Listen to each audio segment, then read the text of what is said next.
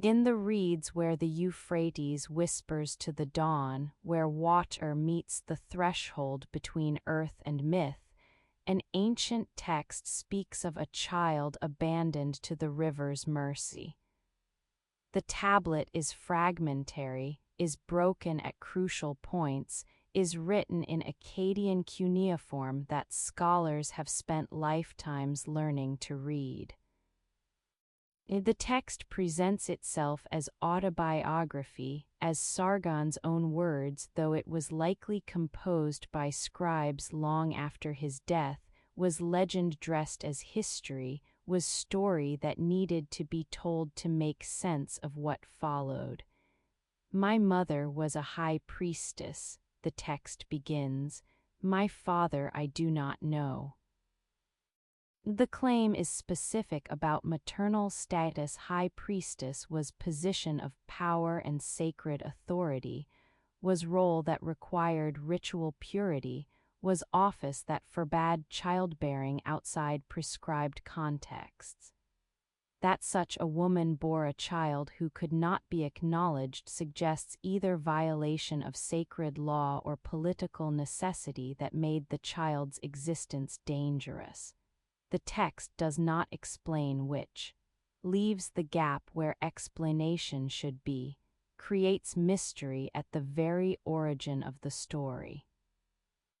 In secret she bore me, the text continues. She placed me in a reed basket, she sealed its opening with bitumen, she cast me upon the river which did not overwhelm me. The language echoes other ancient Near Eastern stories: Moses in the bulrushes, the god Marduk's birth story, the foundling myths that cultures told to explain how the extraordinary emerged from the ordinary. The echoing raises questions about whether Sargon's story influenced these later narratives or whether all drew from common mythological patterns, whether the basket was historical event or narrative convention, whether any of this actually happened or whether it was simply the story that had to be told. But the details are precise. Reed basket sealed with bitumen, the same material used to waterproof boats, to seal jars, to protect precious things from water's penetration. The Euphrates in spring flood carrying the basket downstream, the current strong enough to move but gentle enough not to capsize the fragile vessel.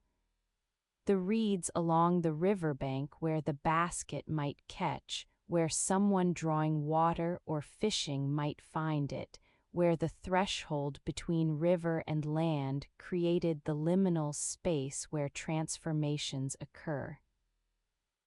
The text names the man who found the basket, Aki, a drawer of water, or perhaps a gardener. Translations vary because the word can mean either, can suggest someone whose work involved irrigation channels and cultivation, someone whose labor connected water to land, someone who made things grow. Aki pulled the basket from the reeds, opened it, found the infant inside. The text says nothing of his surprise, nothing of his decision-making process, nothing of whether he had wife or family who might have objected to taking in foundling of unknown origins. The text simply states, "He raised me as his son." The childhood that followed exists only in silence. The text moves directly from rescue to adulthood, from the basket to the palace, from the foundling to the cupbearer serving the king of Kish. The years in between, the learning and growing, the discovering of talents that would lead to palace service, the transition from gardener's fosterson to royal cupbearer, all these are absent from the narrative. The silence creates its own story, suggests humility of origins that made the rise more remarkable, creates narrative arc from lowest beginnings to highest achievements that would become template for hero myths across cultures. The basket itself is threshold object, is vessel that carries between worlds, is boundary marker separating one life from another. Before the basket, the high priestess's secret child, the infant who could not be acknowledged, the life that had to be hidden. After the basket, the gardener's foster son, the child raised in obscurity, the young man who would somehow rise to royal service. The basket is the moment of transformation, the abandonment that becomes rescue, the death that becomes rebirth, the ending that becomes beginning. But the basket also raises questions that the text cannot answer. Why tell this story? If Sargon actually rose from cupbearer to king through coup or assassination or political maneuvering, why claim origins that invited questions about legitimacy?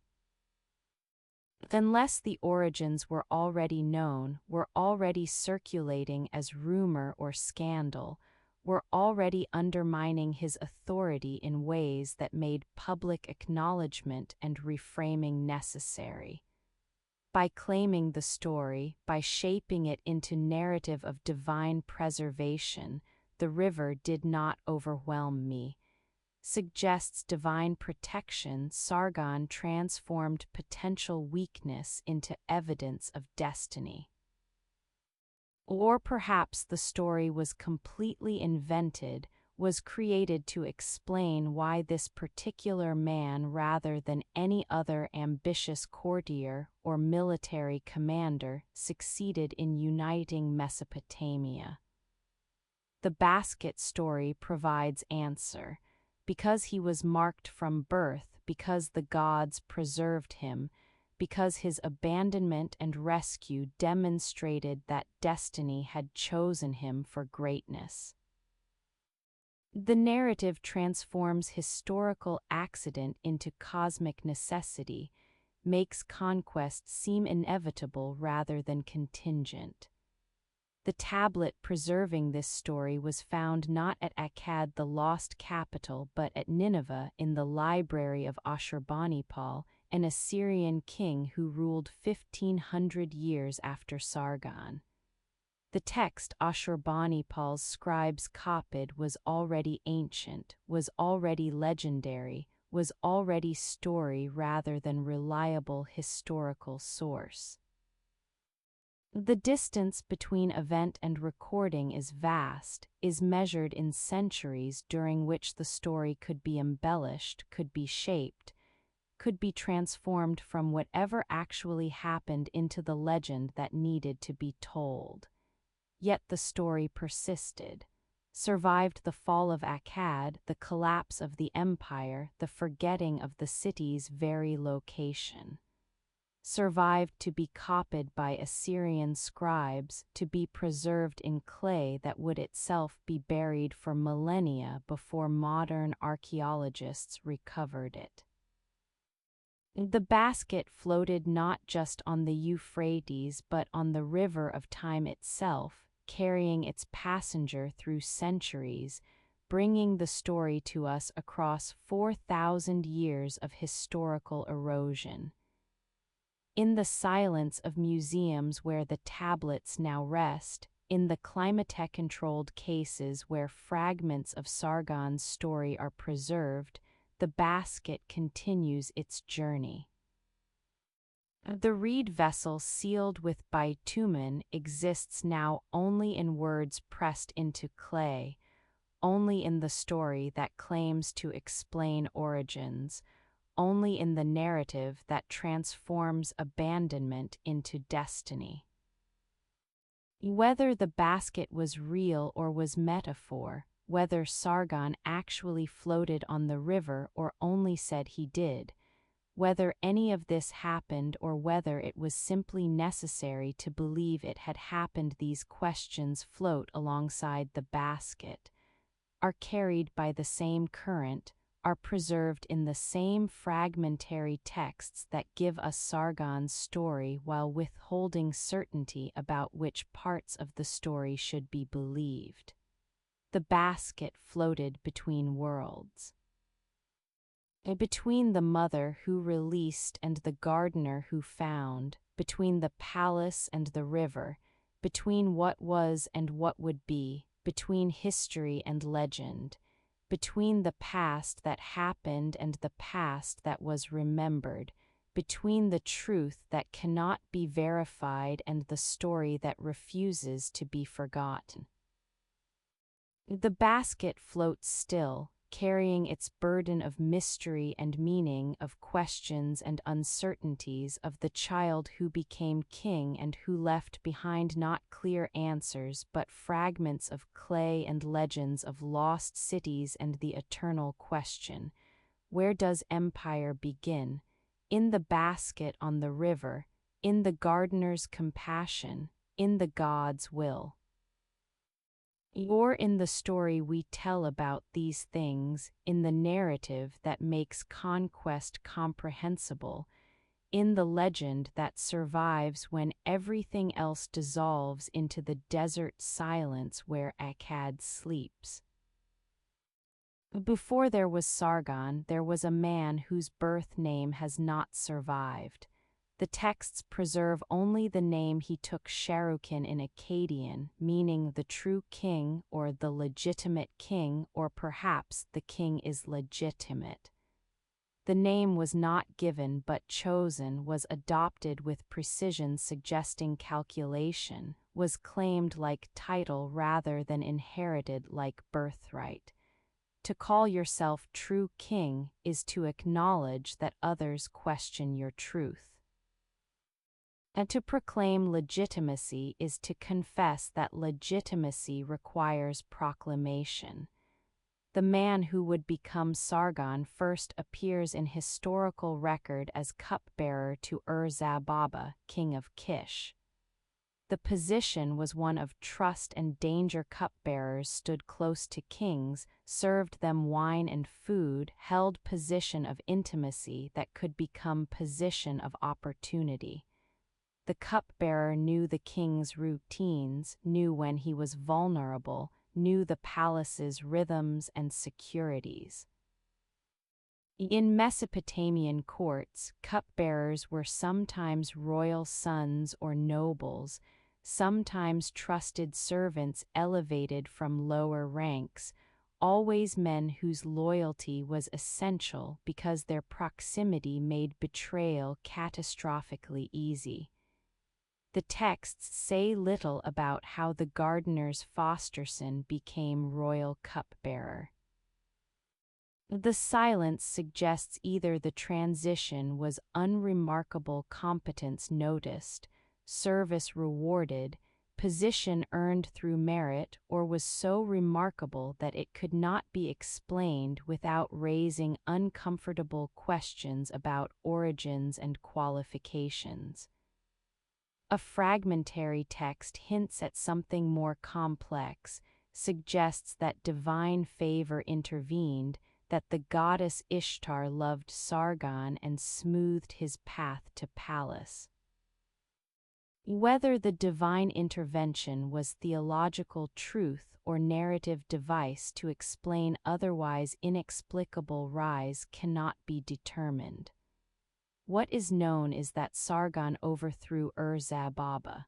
Whether through military coup, assassination, political maneuvering, or some combination of these methods, the cupbearer became king of Kish. The texts present the overthrow as justified claim that Ur-Zababa had fallen into disfavor with the gods, that Sargon acted as divine instrument restoring proper order. But texts written by conquerors always justify their conquests, always find reasons why the previous ruler deserved displacement, always claim that revolution was actually restoration. Kish was ancient city, was one of the great Sumerian city-states that had dominated southern Mesopotamia for centuries. To claim its throne was significant but was not unprecedented. Cities were conquered, dynasties fell and rose, ambitious men seized power. What made Sargon different was what he did after taking Kish. Rather than consolidating control over single city and its territories, rather than following the pattern of previous Mesopotamian rulers who built local power bases, Sargon conceived something larger, conceived uniting all the competing city-states under single authority, conceived empire. The name Sargon announced this ambition, was thunder before the storm, was proclamation that reverberated across Mesopotamian plain. The name declared not just that he was king but that his kingship was true, was legitimate, was authorized by forces beyond human questioning. In taking the name, Sargon was making claim that had to be proven through action, was adopting identity that required validation through achievement, was becoming the name he had chosen before he had earned the right to it. The campaign began against the most powerful Sumerian city-state, Uruk. Its king was Lugaltsagesi, who had himself recently united several Sumerian cities who had claimed dominion over Sumer, who proclaimed that gods had granted him sovereignty from the Lower Sea to the Upper Sea, from the Persian Gulf to the Mediterranean. Lugaltsagesi was formidable opponent, was experienced conqueror, was established power against which Sargon was upstart challenger. The conflict between them was not merely territorial but was contest over who would control the vision of unified Mesopotamia. Sargon defeated Lugaltsagesi in battle that texts describe as decisive, captured him, brought him to the temple of Enlil in Nippur, paraded him in Nextok before the god as public demonstration of Sargon's victory and divine favor. The capture and humiliation of Lugaltsagesi was symbolic as much as military, was demonstration that the previous order had fallen, that new power had emerged, that the true king had proven his legitimacy through conquest. From Uruk, Sargon marched against other Sumerian cities. Ummah, Lagash, the ancient city-states that had warred among themselves for generations, fell to Akkadian armies. The texts claim 54 battles, 54 conquests, numerical precision that may be accurate accounting or may be conventional number suggesting completeness. The conquests were not merely destructive. Sargon installed governors, established garrisons, created administrative systems to extract tribute and maintain control. The military campaigns were followed by political consolidation that transformed temporary victories into sustainable governance. The name Sargon became synonymous with the empire he built. Future kings would invoke it, "I am Sargon of the modern age," or "I have restored Sargon's achievements," would claim his mantle, would attempt to replicate his success. The name became brand, became standard against which later imperial ambitions would be measured, became thunder that echoed across millennia as each new conqueror claimed to be channeling Sargon's spirit, reviving Sargon's glory, achieving what only Sargon had achieved before. But beneath the thunder lived uncertainty. The texts that proclaim Sargon's victories also reveal anxiety. They insist on legitimacy with such repetition that the repetition itself becomes suspicious. Why claim divine favor so strenuously unless divine favor was doubted? Why proclaim true kingship so loudly unless true kingship required loud proclamation?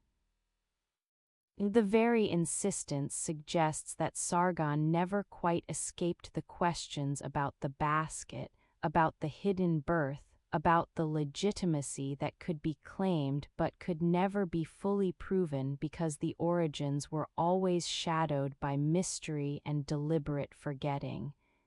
The name was armor against these questions, was shield that deflected doubt, was weapon that transformed defensive posture into aggressive assertion.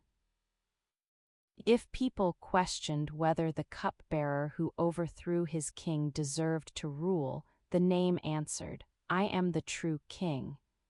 If people asked by what right an Akkadian ruled Sumerian cities, the name answered, "By right of legitimacy that requires no external validation because it is self-evident, is proclaimed in my very name, is proven by my victories and confirmed by divine favor demonstrated through my success." The thunder of the name was necessary because silence would have invited questions, would have allowed doubt to take root, would have created space for challenges to authority that could not tolerate being challenged. So the name thundered, proclaimed, insisted, announced itself across the conquered territories like storm that could not be ignored, like force of nature that swept away previous arrangements and created new order in its wake. In cuneiform signs pressed into clay tablets, the name appears again and again. Royal inscriptions proclaiming victories, administrative documents recording tribute, building inscriptions dedicating temples. The repetition was not vanity but necessity, was continuous assertion of authority that required continuous assertion because the authority was always being tested, was always being questioned, was always vulnerable to the challenge that would arise the moment proclamation ceased. The name Sargon chose became the name history remembers. The birth name, whatever it was, dissolved into forgotten past, into the silence before the transformation, into the identity that had to be abandoned so that the new identity could be claimed. In choosing a new name, Sargon performed what his empire would perform on larger scale: erasure and replacement, destruction and reconstruction, taking what existed and remaking it into something new that proclaimed itself true, legitimate, authorized by powers that could not be questioned because they were embodied in the very name that announced their authority. The thunder echoed. The name persisted. And 4,000 years later, we still speak it, still say Sargon, and mean the founder of empire, the conqueror who united Mesopotamia, the cupbearer who became king, the abandoned child who claimed the world. The name achieved what names rarely achieve. Survived not just the man who bore it but the empire he built, survived the collapse and dissolution and forgetting, survived to become not just designation for historical figure but symbol for ambition itself, for the transformation from low origins to high achievement, for the claiming of authority through sheer force of will and the insistence that what is proclaimed loudly enough will become true through the proclaiming. The name became thunder. The thunder became legend. The legend became history. And history became the clay tablets we decipher, the ruins we excavate, the silences we interpret, the questions we cannot answer about the man who chose to call himself true king and who made that choice into reality that lasted centuries before dissolving into the desert where Akkad sleeps, leaving only the name, only the thunder, only the echo that refuses to fade completely into silence. In museums across the world, in universities and research institutions, in climate-controlled storage facilities, thousands of clay tablets bear witness to Sargon's empire. The tablets are small, most fit easily in a hand, weigh only ounces, seem impossibly fragile to have survived 4,000 years. Their surfaces are covered with wedge-shaped impressions, with cuneiform signs pressed into soft clay and then baked or dried, with the writing system that Mesopotamian scribes used for 3,000 years to record everything from royal proclamations to shopping lists. The tablets speak in Akkadian, the Semitic language that Sargon made the language of empire, that would dominate Mesopotamian civilization for 2 millennia after his death. Before Sargon, the dominant written language was Sumerian non-Semitic tongue, unrelated to any modern language family, language of the ancient city-states that Sargon conquered. Sumerian remained language of religion and scholarship, remained prestigious in ways that parallel Latin's role in medieval Europe. But Akkadian became language of administration and commerce, became the tongue in which empire conducted its business, became medium through which diverse peoples communicated across linguistic boundaries. The shift from Sumerian to Akkadian was not merely linguistic, was cultural transformation, was political statement, was assertion that new order had replaced old arrangements.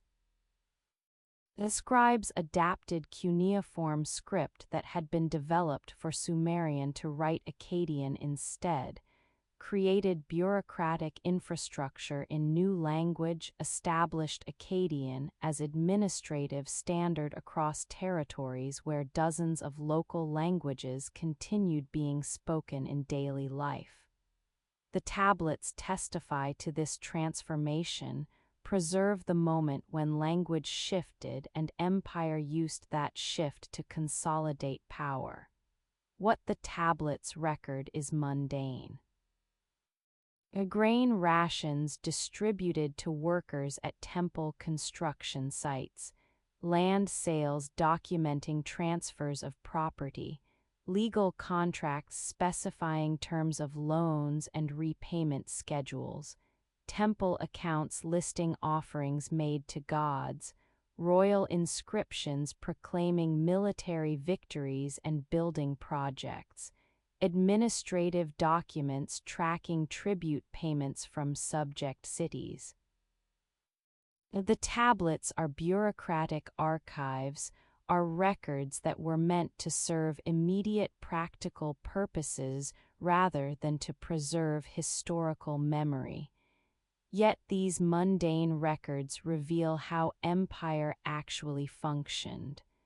A tablet from the Akkadian period records grain distributed to workers, lists names, quantities, dates. The precision demonstrates administrative sophistication, shows that empire could track resources and allocate them systematically, suggests organizational capacity that made sustained governance possible across vast territories. Another tablet records court case about disputed field boundary documents testimony, records judicial decision, preserves legal process that provided mechanism for resolving conflicts without violence. The legal tablets demonstrate that empire offered not just military domination but judicial systems that subject peoples could use, that provided value beyond mere tribute extraction. Temple accounts reveal economic dimensions of empire. Tablets list offerings received and distributed, track agricultural production from temple-owned lands, document craftsmen employed in temple workshops. The temples were not merely religious institutions, but were economic centers controlling significant resources, employing large workforces, serving as banks and administrative hubs. By controlling temples through appointing high priestesses like Enheduanna, through directing temple resources, through integrating temple bureaucracies into imperial administration, Sargon's empire created economic infrastructure that supported military power while appearing to honor traditional religious authorities. The royal inscriptions preserved on tablets are different in character from administrative documents. These are propaganda, are proclamations of achievements, are texts meant to celebrate and justify Sargon's rule. They list his victories in formulaic language. Sargon, king of Akkad, defeated Lugultsagesi, king of Uruk. He captured him and brought him in a neckstock to the gate of Enlil. Sargon, king of the world, was victorious in 34 battles. He destroyed cities' walls. He made subject peoples pay tribute. The repetition of formulae, the conventional phrasing, the numerical precision, all these suggest texts following established patterns, proclaiming achievements in ways that contemporary audiences expected and understood. But even the royal inscriptions reveal anxieties. They proclaim legitimacy with such insistence that the insistence itself becomes evidence of contested authority.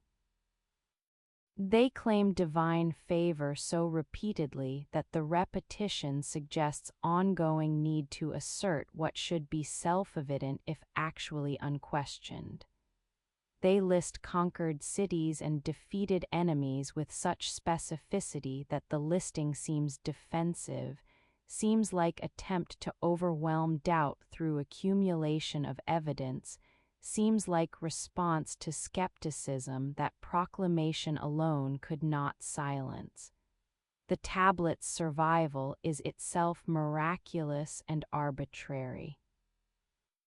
Clay tablets were meant to be temporary. Once the information they recorded was no longer needed, they could be recycled, the clay wetted and reused, the text erased and replaced. That thousands survived is partly accident of destruction. When cities burned, the fires baked unbaked tablets, transforming temporary records into permanent artifacts. Partly result of discard tablets tossed into trash heaps where they were buried and forgotten, preserved by the very neglect that removed them from use.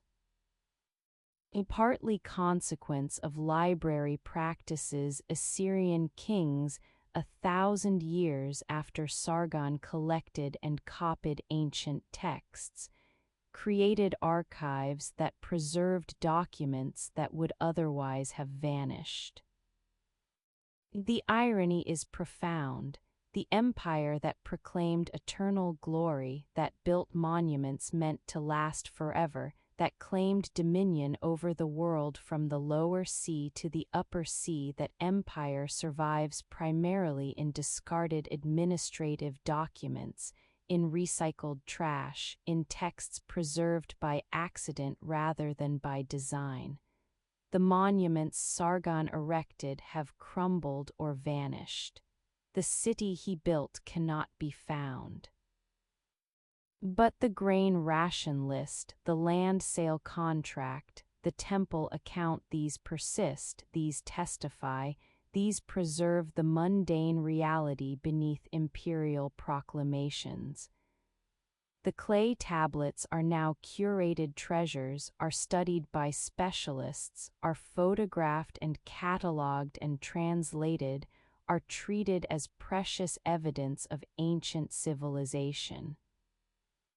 But when they were created, they were routine paperwork, were bureaucratic necessities, were the unremarkable records that any complex society generates and that most societies quickly discard.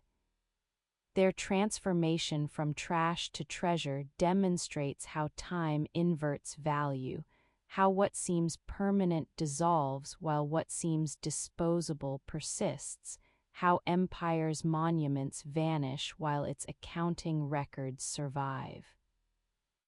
In the tablets' wedge-shaped impressions, in the signs pressed into soft clay 4,000 years ago, empire speaks. Not in the thundering proclamations of royal inscriptions, though those are preserved too, but in the quiet voice of administration, in the careful notation of quantities and names, in the legal formulas and accounting summaries. The voice is not heroic but bureaucratic, not triumphant but routine, not divine but human. It is the voice of the scribe noting that 5 kor of barley were distributed to temple workers on the 15th day of the month, the voice recording that a field changed hands for payment of silver weighed and verified, the voice listing cult vessels dedicated to the goddess. These voices have no names. The scribes who wrote the tablets did not sign most documents, existed as functionaries rather than as individuals, performed their work as service to institutions rather than as personal creative acts. Yet through their anonymous labor, these forgotten scribes preserved what Sargon's monuments could not preserve: the texture of daily life in empire, the mechanisms through which dominion was maintained, the systems that made conquest sustainable beyond initial military victory. The clay remembered what stone forgot. The tablets preserved what monuments could not maintain. The mundane outlasted the magnificent. The trash survived the treasures. And in this inversion, in this reversal of what should persist and what should dissolve, the tablets testify to truth that empires rarely acknowledge. That glory is fragile, that proclamations fade, that the administrative routine performed by anonymous scribes matters more for historical memory than the trumpeted achievements of kings who claimed to be gods. The clay that remembered empire speaks still, whispers through museums and archives, tells stories that Sargon never intended to be told, preserves the empire not as its founder imagined it, but as it actually functioned, day by day, transaction by transaction, cuneiform sign by cuneiform sign pressed into clay that would outlast bronze and stone, and the very memory of where the imperial capital stood. Somewhere beneath Iraqi soil, beneath agricultural fields where wheat grows and villages stand, beneath roads and canals and the accumulated debris of 40 centuries of continuous habitation, lies Akkad. Or perhaps Akkad lies nowhere, has eroded completely, has been washed away by shifting rivers, has dissolved into the earth that it once dominated. Or perhaps archaeologists have already excavated the site without recognizing it, have uncovered its ruins without finding the definitive inscription that would confirm. Here stood the capital of the world's first empire, here Sargon built his city, here the Akkadian kings ruled for 2 centuries before catastrophe reduced capital to ruins and ruins to memory and memory to geographical mystery that persists still. For more than a century, archaeologists have searched. Have excavated tells artificial mounds created by accumulated layers of human habitation across the Tigris-Euphrates Valley. Have followed textual clues describing Akkad's location relative to other ancient cities. Have analyzed satellite imagery looking for traces of walls or large structures buried beneath surface. Have pursued leads based on surface pottery finds suggesting Akkadian period settlement. Have investigated sites with promising names that might preserve echo of ancient Akkad. But every promising lead has disappointed. Every excavation has revealed some other important cities, cities worth studying but not Akkad. The capital remains lost. The search is complicated by the region's geography. The Tigris and Euphrates shift course over time, meander across the alluvial plain, abandon old channels and create new ones. A city built on riverbank in 2300 BCE might now be miles from any water source, might be buried under meters of river sediment deposited by floods, might have been entirely eroded by a river channel that later shifted elsewhere. The delta region where many scholars think Akkad likely stood is geologically unstable, is landscape that transforms across centuries, is territory where locating ancient sites is exceptionally difficult because the land itself has changed. Ancient texts describe Akkad's splendor but provide limited geographical detail. Inscriptions proclaim that Sargon built Akkad, or that later kings restored the walls of Akkad, or that merchants brought goods from Akkad to but these references assume readers knew where Akkad was, provide no detailed directions, offer no coordinates that modern researchers can use. Some texts mention Akkad in relation to other cities, mention it near Sippar, or along certain canal routes or within number of days' journey from Babylon, but these relational descriptions are imprecise, allow for wide search radius, cannot narrow the location to specific site. Later Mesopotamian tradition held that Akkad was cursed, was destroyed so thoroughly that its very location was forgotten. The Curse of Akkad is literary text composed centuries after empire's fall, is theological reflection on catastrophe, is narrative attempting to explain why mighty fell. The text describes how Naram-Sin, Sargon's grandson, offended the god Enlil by desecrating his temple at Nippur. In divine retribution, Enlil cursed Akkad, sent Gutian hordes who devastated the city, caused its abandonment and destruction so complete that future generations would not know where it had stood. The curse narrative is literature rather than history, is theological explanation rather than archaeological data, but the narrative may preserve memory of actual catastrophe. Akkadian Empire did fall, did collapse sometime around 2100 BCE after approximately 2 centuries of dominion. The collapse may have involved Gutian invasions, may have resulted from internal rebellions, may have been caused by climate change and drought affecting agricultural production, may have stemmed from political fragmentation after death of strong rulers.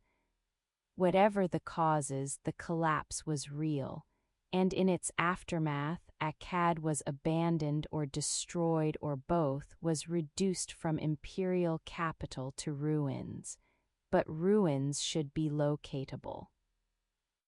The other ancient Mesopotamian cities that were destroyed and abandoned Uruk, Babylon, Nineveh have all been found and excavated.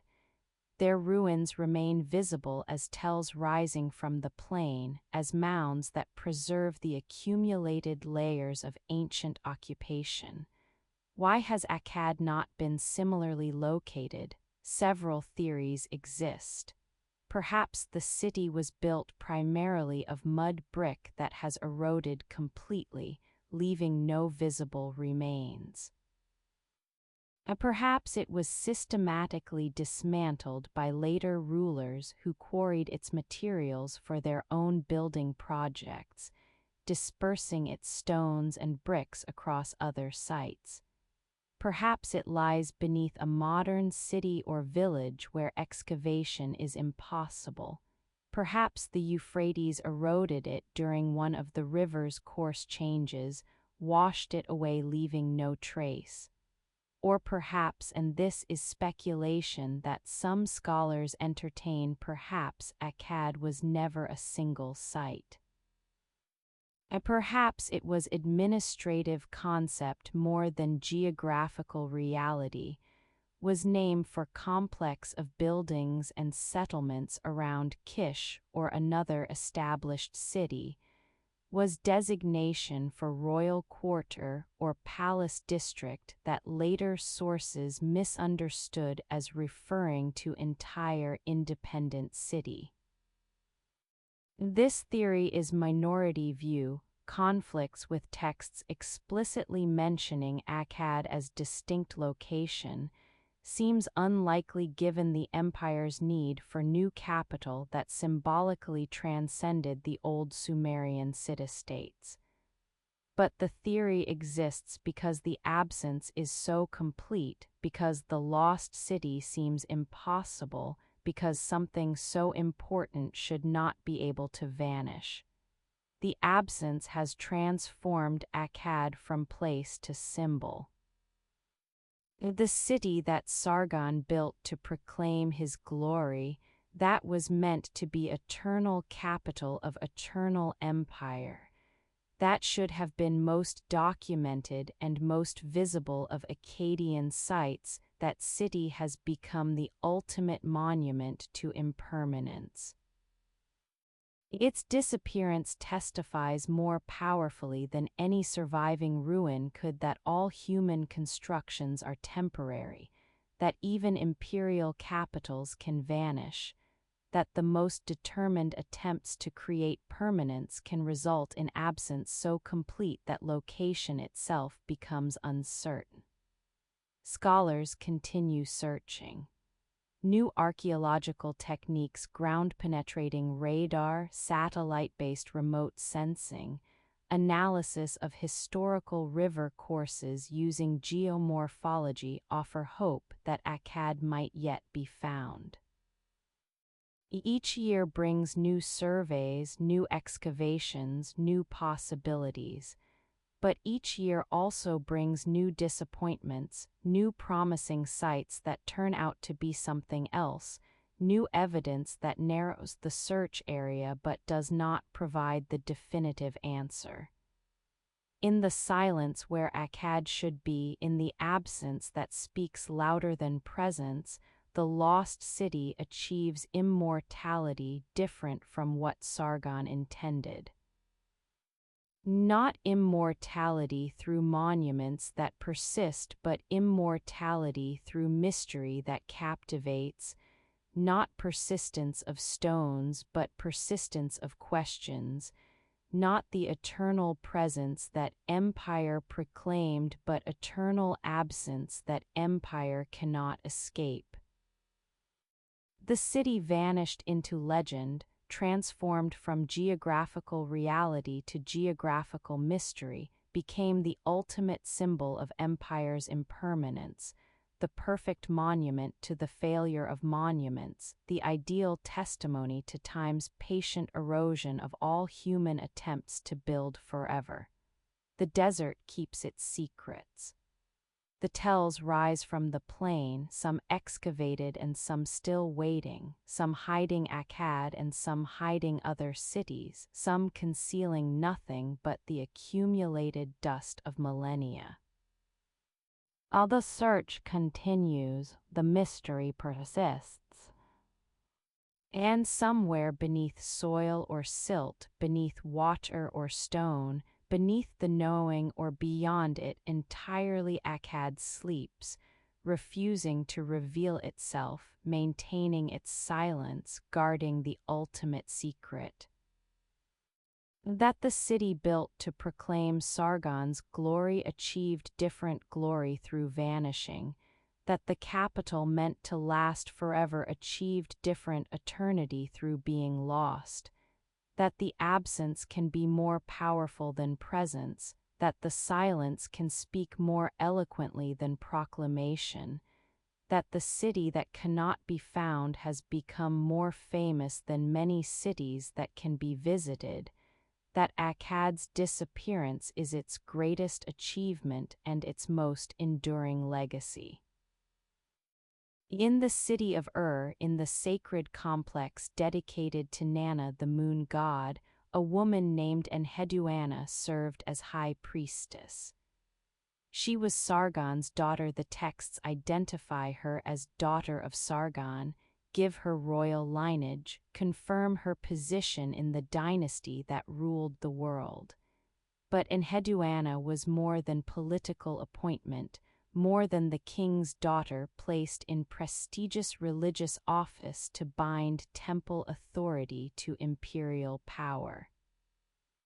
She was poet, was theologian, was the first author in human history whose name we know attached to specific literary works that survive. Her appointment to Ur's temple was strategic. Ur was ancient Sumerian city, was one of the great urban centers that had resisted Akkadian conquest, was population that needed to be pacified and integrated into empire. By appointing his daughter as high priestess to Ur's primary deity, Sargon created connection between Akkadian royal house and Sumerian religious tradition, demonstrated respect for local gods while ensuring that temple hierarchy included member of imperial family, made the sacred geography of conquered Sumer into network controlled or at least influenced by Akkadian authority. But Enheduanna transformed the position. Rather than being merely symbolic presence, she became active religious leader, became creator of liturgical texts that would be copied and studied for centuries, became voice that synthesized Sumerian and Akkadian religious traditions into something new that honored both while creating third thing that belonged fully to neither. Her hymns to the goddess Inanna survive in multiple copies, were standard texts in scribal schools long after Akkadian Empire fell, established literary conventions and theological concepts that influenced Mesopotamian culture for 2,000 years. The hymns are sophisticated literature. They employ rich metaphor, complex poetic structures, theological depth that creates vision of divine power both terrifying and merciful. Inanna in Enheduanna's hymns is goddess of love and war, of sexual desire and violent conquest, of creative fertility and destructive rage. She contains opposites, embodies contradictions, represents divine power that cannot be reduced to simple categories or understood through rational analysis. The theological vision is profound, suggests that the sacred transcends human moral categories, that divine power operates beyond human comprehension, that approaching the gods requires accepting mystery rather than demanding explanation. One hymn, The Exaltation of Inanna, is particularly remarkable for its personal voice. The text describes Enheduanna's expulsion from her temple office during rebellion against her father's or brother's rule. She narrates her exile, her suffering, her appeal to Inanna for restoration. The voice is first person, is individual, is unmistakably autobiographical even as it employs conventional religious language. I, Enheduanna, have been cast out, the text proclaims. From my temple, from my duties I have been driven, my heart has been darkened. The personal suffering becomes theological crisis. Enheduanna's exile is not merely political disaster but is spiritual abandonment, is test of divine favor, is crisis that questions whether the goddess she serves actually protects her priestess. The hymn moves between despair and faith, between complaint and praise, between doubt and certainty. When will you have mercy on me? Enheduanna asks Inanna. But the question leads not to answer but to recommitment. You are the queen, you alone are great. The hymn resolves through return to praise, through reaffirmation of divine power despite or perhaps because of divine incomprehensibility. What makes the exaltation of Inanna revolutionary is its autobiographical dimension. Ancient Mesopotamian literature typically employed conventional voices, followed formulaic patterns, avoided personal revelation. But Enheduanna speaks as individual, describes specific crisis, names herself, creates literature that is simultaneously public religious text and personal testimony. The innovation would influence later literary traditions, the individual voice in religious poetry, the autobiographical psalm, the confessional mode that makes personal experience into theological reflection. The rebellion she describes, which resulted in her temporary expulsion, is a historical event confirmed by other sources.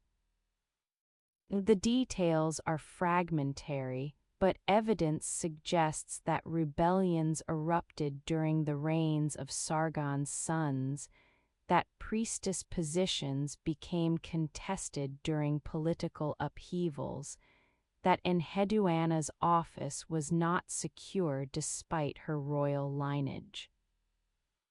Her eventual restoration to her position, which the hymn implies happened, demonstrates both the political importance of the office and Enheduanna's own significance as religious authority, who could not be permanently displaced without costs that rebels were unwilling to pay.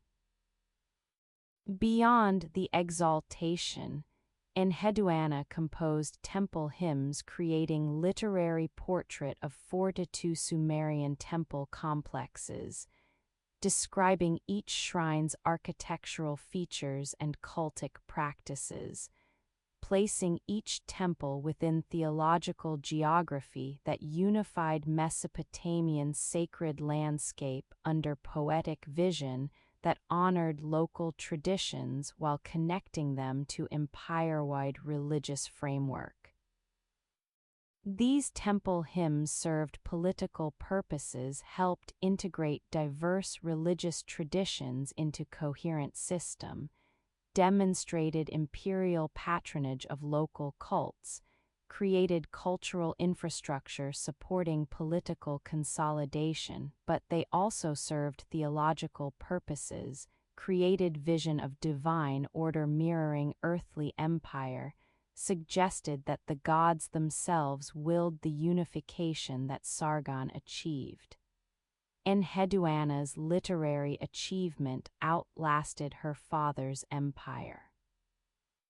When Akkad fell, when the dynasty collapsed, when the imperial system dissolved, Enheduanna's hymns survived. continued to be copied by scribes who served different kings, who lived in different political arrangements, who knew Akkadian Empire only as ancient history.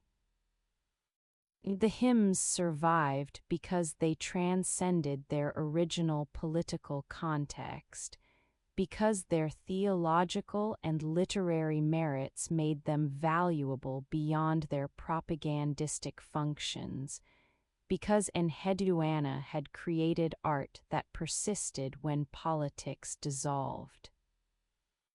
In later Mesopotamian tradition, Enheduanna was remembered not as Sargon's daughter but as the great poet-priestess, as the woman who wrote the stars' metaphor for creating literature that ordered sacred cosmos, that mapped divine realm through poetic vision, that made the gods comprehensible without reducing them to human categories. Her name appears in lists of famous authors, is invoked by later scribes, becomes standard of literary excellence that subsequent poets aspired to match. The irony is perfect. Sargon appointed his daughter to temple office as political maneuver, as strategy for controlling conquered Sumerian religious institutions, as way of binding sacred authority to imperial power. But Enheduanna transcended her appointment's political origins, created literature that survived the empire it was meant to support, achieved immortality that her father achieved only through legend and mystery. The conqueror is remembered partly because his city cannot be found, because his origins are shrouded in myth, because his empire dissolved, leaving more questions than answers. The poet is remembered because her words were beautiful, because her theology was profound, because her voice, individual, female, powerful, spoke across millennia to anyone who reads her hymns and hears the priestess calling to her goddess, asking for mercy, offering praise, creating through poetry the divine order that politics could never fully achieve. The stars, she wrote, still shine. Not in sky but in cuneiform tablets, in the wedge-shaped signs that preserve her hymns, in the copies made by scribes who valued her work enough to preserve it through centuries of political upheaval and cultural change. Enheduanna wrote the stars, and the stars persist, testifying that some achievements transcend empire, that some voices survive when proclamations fade, that the daughter who was appointed as political instrument became artist whose work mattered more than the politics it was meant to serve, became author whose name we know when most ancient Mesopotamian writers remain forever anonymous. Became the very first whose name we can speak with confidence to create literature that claimed individual voice, that named its author, that transformed personal experience into art that would survive 4,000 years to reach us still speaking, still calling to the goddess, still writing the stars that map not empire's geography but sacred territory that exists beyond politics, beyond time. In the eternal space where poetry and prayer and human longing for divine connection persist regardless of whether empires rise or fall, regardless of whether cities can be found or vanish into desert silence, regardless of everything except the beauty of words that Enheduanna arranged, the vision she created, the voice she claimed, the stars she wrote that shine still in darkness that has claimed everything else. The ancient texts proclaim that Sargon's realm extended from the lower sea to the upper sea, from the Persian Gulf to the Mediterranean, encompassing territories that modern maps would divide among Iraq, Syria, Lebanon, parts of Turkey, and Iran. The proclamation may be exaggeration, may be conventional formula rather than literal description, may be claim of theoretical dominion over territories that Sargon raided but did not permanently control. But even allowing for exaggeration, the empire was vast, was unprecedented in scale, was vision of unified realm that transcended the city-state model that had dominated Mesopotamian politics for millennia. The 7 rivers metaphorical number suggesting completeness, suggesting many waters flowing through the empire were the Tigris and Euphrates that defined Mesopotamia, the smaller rivers and major irrigation canals that sustained agriculture, the trade routes that flowed like liquid commerce connecting diverse territories. The crown that bound these rivers was Sargon's authority, was the imperial system he created, was the administrative and military infrastructure that transformed conquest into governance. The binding required more than military force.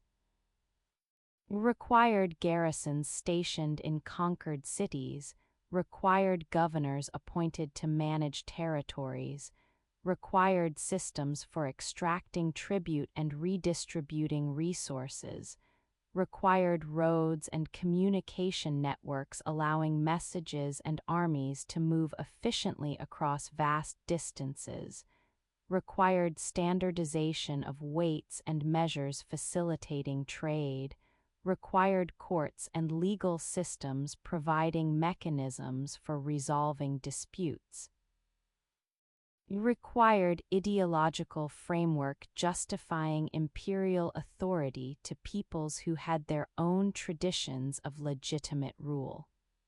Sargon appointed Akkadian governors to control Sumerian cities, created administrative layer that reported to imperial center while managing local affairs. The governors were often military commanders, were men whose authority derived from Akkad rather than from local traditions, were outsiders imposing external rule. The arrangement created tensions. Local populations resented foreign governors, challenged their authority when opportunity arose, maintained loyalty to old city-state identities even while nominally submitting to empire.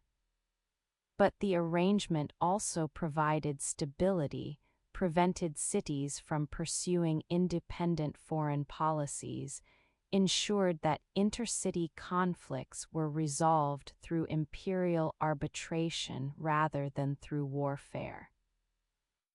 The empire's economic integration created interdependence that reinforced political control. Tribute flowed from conquered territories to Akkad, supporting royal household and military, redistributed through temple offerings and palace gifts, creating circulation of wealth that bound diverse regions into single economic system. Trade goods moved along protected routes: timber from Lebanon, metals from Anatolia, precious stones from distant lands concentrated in imperial capital before being redistributed.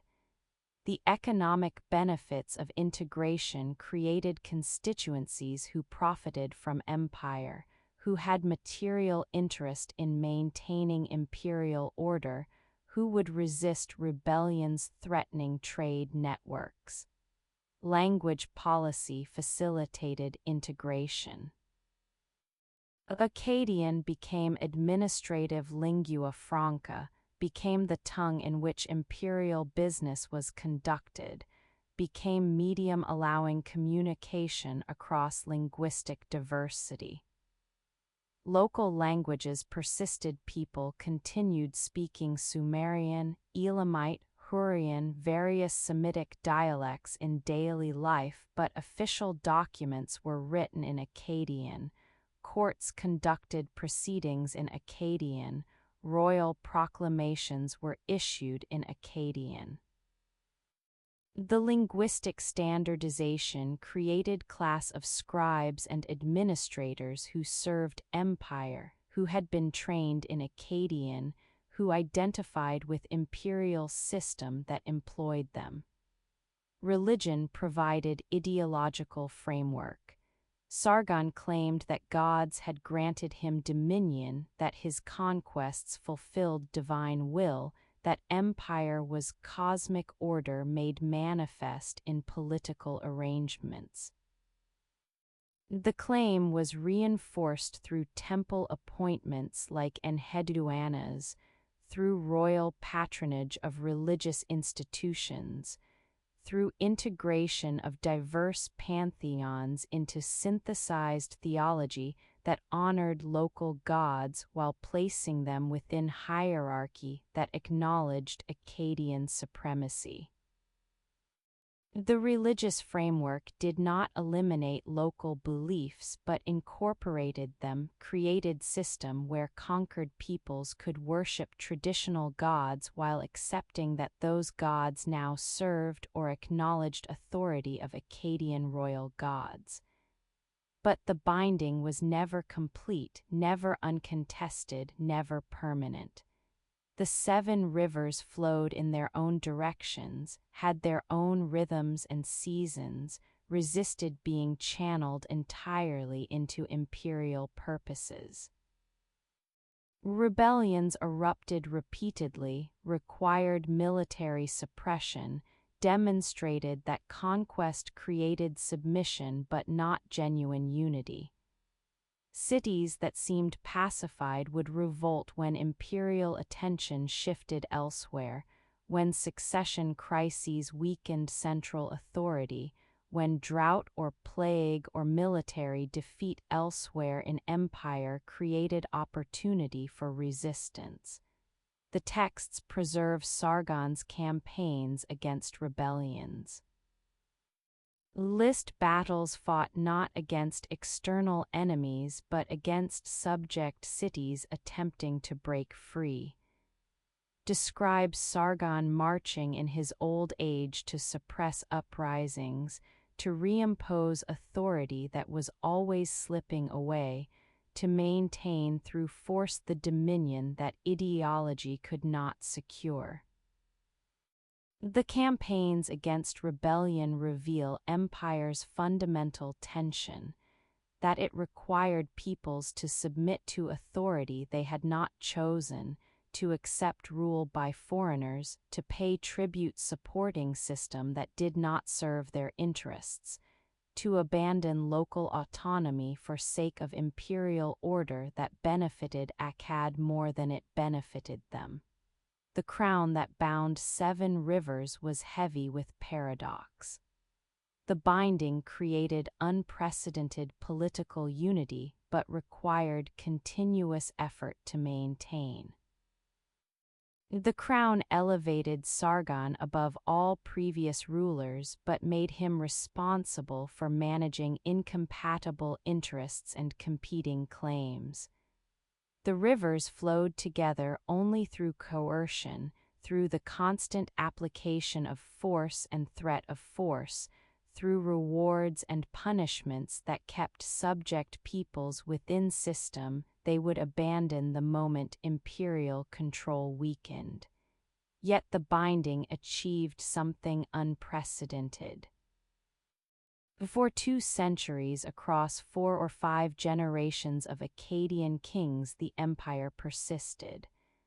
The rivers flowed in approximately same channels, the tribute arrived in Akkad, the trade routes remained open, the governors ruled their territories, the system functioned.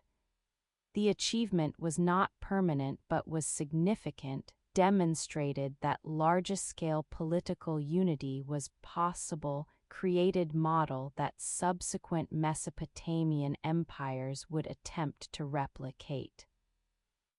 When the binding failed, when the empire collapsed, when the rivers returned to flowing in separate channels, the memory of unity persisted.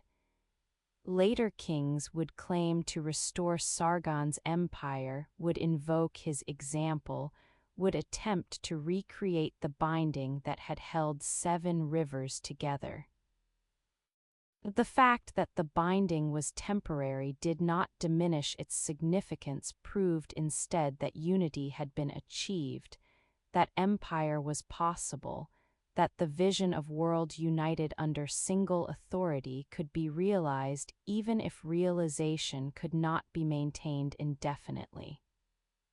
The crown that bound 7 rivers was crown that could never rest, that required vigilance and violence, that transformed ruling into constant labor of maintaining what could never be fully secured.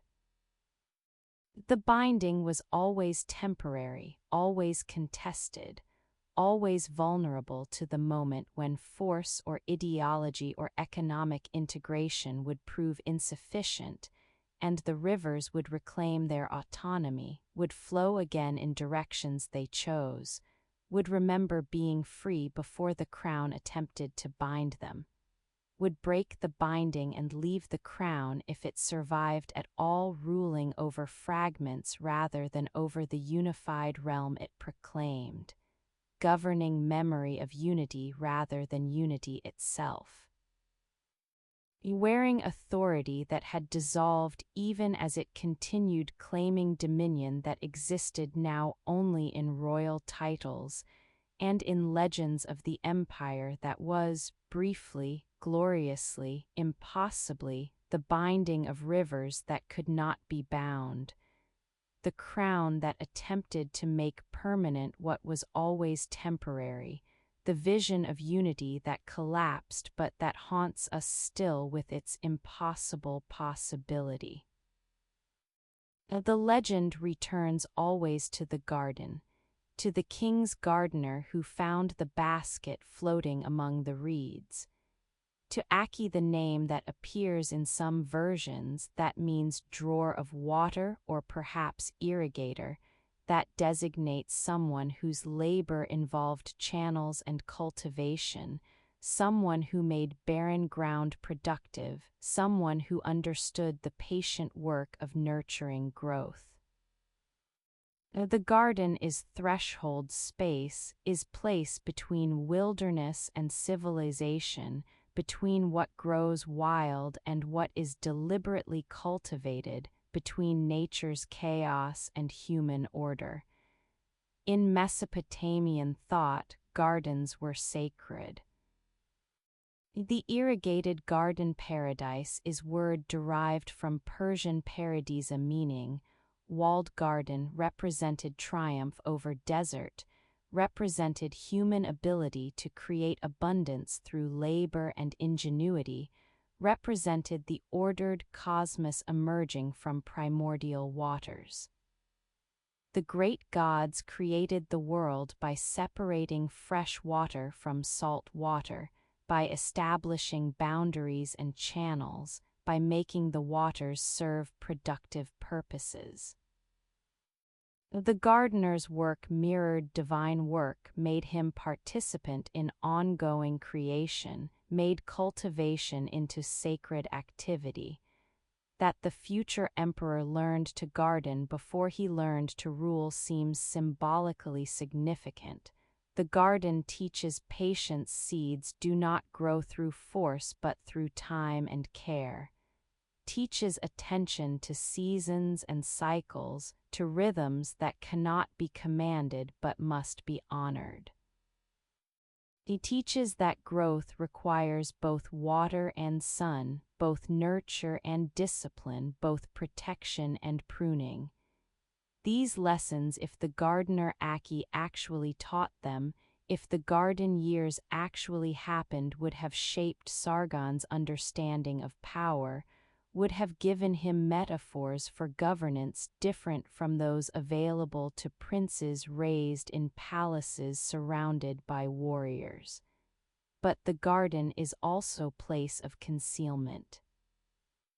It's among the plants and irrigation channels a child could be hidden, could grow up invisible to those who might threaten him, could observe the palace from outside while learning skills that made him valuable enough to eventually enter royal service. The garden provided camouflage, provided explanation for presence that might otherwise invite questions, provided identity, the gardener's son that deflected attention from origins that could not be acknowledged. The texts say little about the transition from garden to palace. How did the foundling raised by gardener become cupbearer to king? The silence suggests either that the transition was unremarkable talent recognized, service rewarded, advancement earned, or that the transition involved circumstances that needed to be forgotten, involved patronage or events that later official narrative could not acknowledge. Perhaps the gardener Aki had connections that facilitated the foster son's advancement. Perhaps Sargon's intelligence or physical capabilities attracted attention. Perhaps divine intervention, as later texts claimed, smoothed the path from obscurity to prominence. Whatever the mechanism, the garden years ended. The child became young man, became servant in royal household, became cupbearer standing close enough to king to learn vulnerabilities, to understand power's mechanisms, to recognize opportunity. The garden had prepared him, had taught patience perhaps, had taught observation certainly, had taught that transformation takes time but that properly tended growth produces abundance. These lessons might have served him when planning to overthrow king, when calculating moment to act, when understanding that seizing power required preparation as careful as gardener's preparation of soil before planting.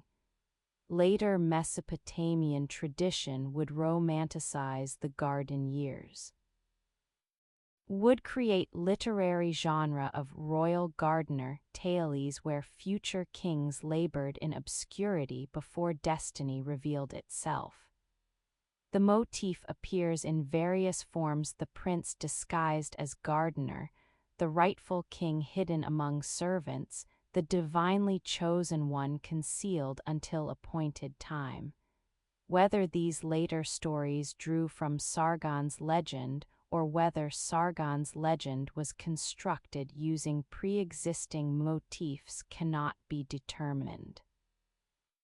What can be said is that the garden became necessary part of the story, became the space where transformation from abandoned infant to future king could occur, became the protected place where growth happened away from enemies who might have destroyed the child if they had known his destiny. The gardener Aki remains shadowy figure. The texts name him but tell us nothing else, not his lineage, not his motivations for raising the foundling, not his reaction to the foster son's rise to power, not his fate after Sargon became king. He exists only as function in Sargon's story, appears only to rescue and raise the child, disappears once that role is fulfilled. The silence about Aki is typical of ancient texts that focus on the great while treating supporting characters as props rather than as people. Yet without Aki there is no Sargon. Without the unnamed gardener pulling the basket from reeds, without his decision to raise rather than abandon or kill the foundling, without his labor providing for the child, Without his teaching, whatever that teaching involved, the future emperor dies as infant or grows up ignorant and unprepared or simply never enters the narrative at all. The Great Transformation requires supporting cast who receive no credit, who are forgotten as soon as they have served their narrative purpose, who make history possible while being excluded from historical memory.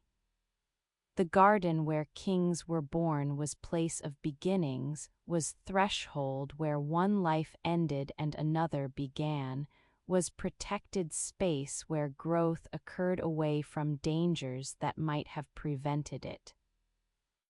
Whether the garden was literal place or was metaphor, whether Aki was actual person or was literary device, whether any of this happened or was simply the story that needed to be told, these questions cannot be answered with certainty.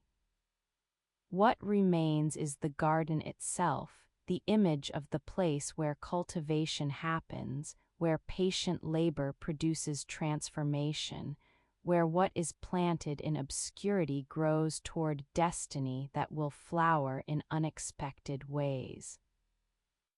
The garden persists in imagination as the place before empire, as the innocent space before conquest and power and the weight of ruling the world, as the lost paradise where the future king was simply the gardener's son, tending plants that grew without knowing they were nurturing the hand that would reshape Mesopotamia. The garden was beginning, was innocence before knowledge, was cultivation before conquest, was the patient work of making things grow before the violent work of making kingdoms fall. The garden where kings were born remains forever in the past, forever in that space before transformation, forever growing in memory, the innocence that empire destroyed, the simplicity that power complicated, the life that might have been if the basket had not floated, if the gardener had not found it. If the child had remained among the plants instead of ascending to the throne from which he would proclaim dominion over 7 rivers and claim glory that would survive him as fragments and legends and the eternal question. What was lost when the gardener's foster son left the garden to become the king?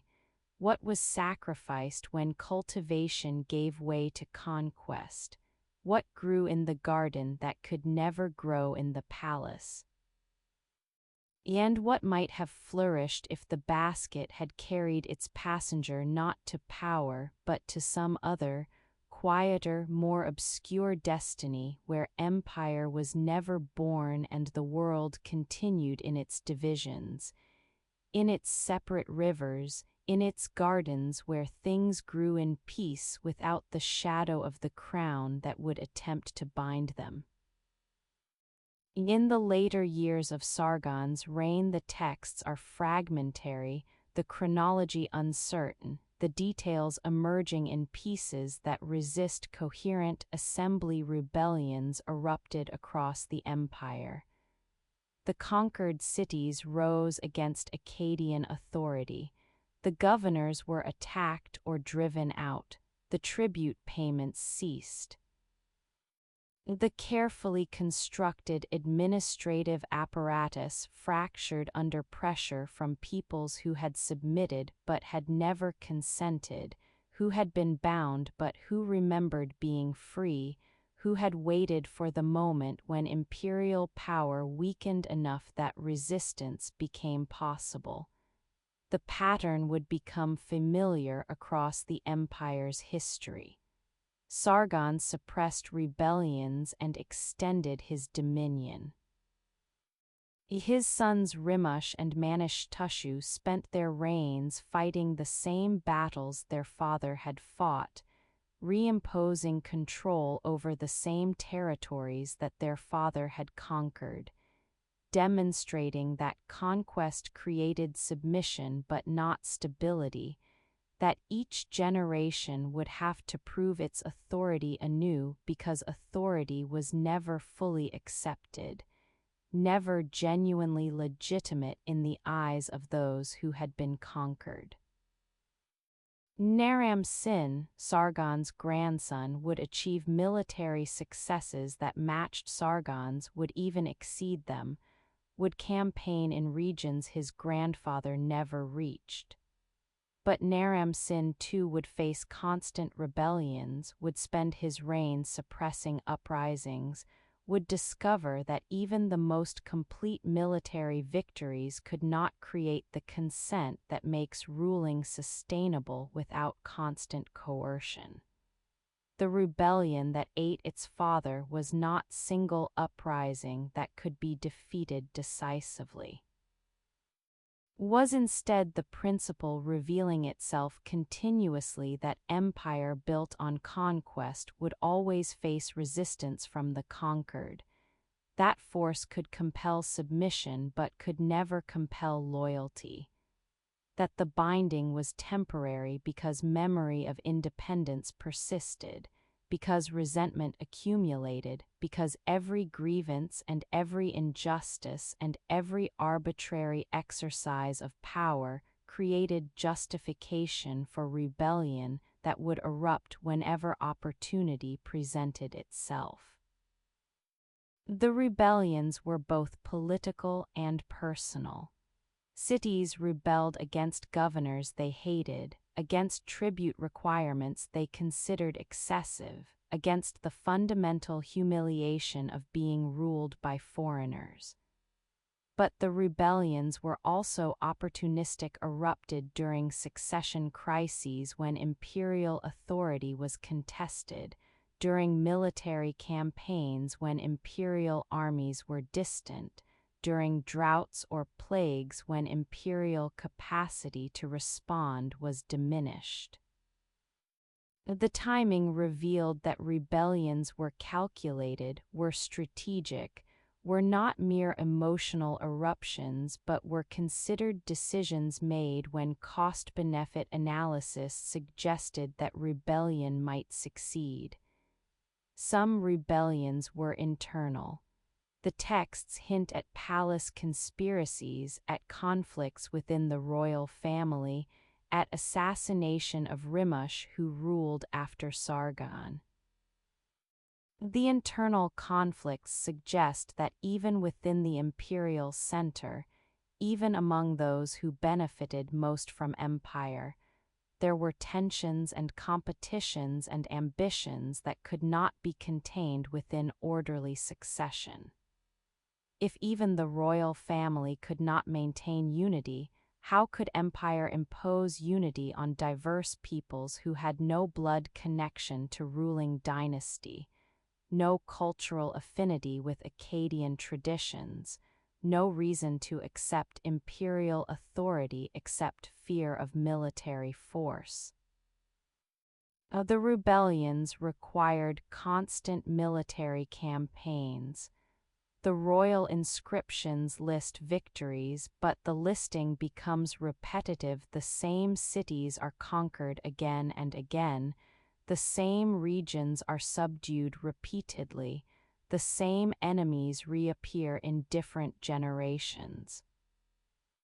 The repetition suggests that victories were temporary, that suppressing rebellion did not eliminate the conditions that produced rebellion, that the cycle of conquest and uprising and reconquest was structural feature of empire rather than temporary problem that better governance or more complete military domination could solve.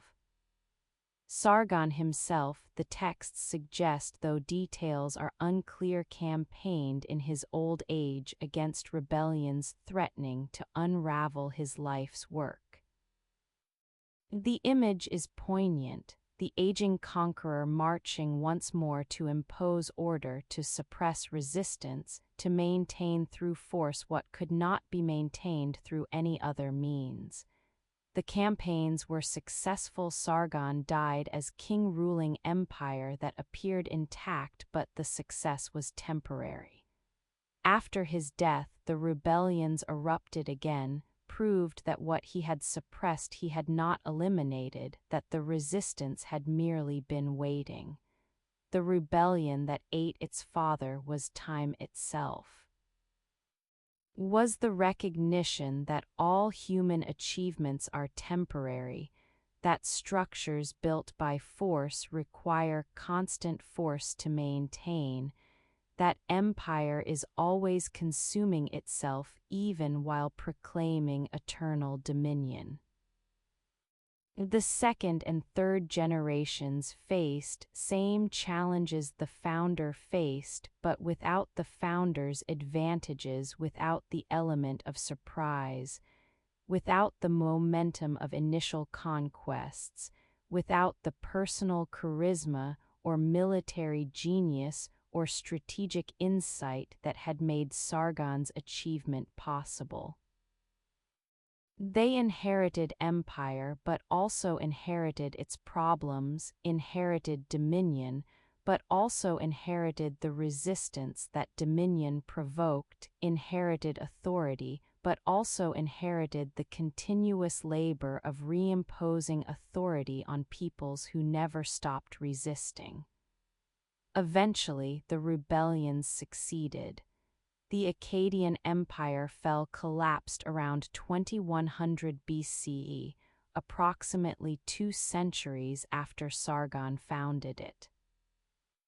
The end came through some combination of external invasion by Gutian peoples from the Zagros Mountains, internal rebellions by subject cities, political fragmentation after death of strong rulers, and possibly climate change and drought affecting agricultural base supporting imperial system.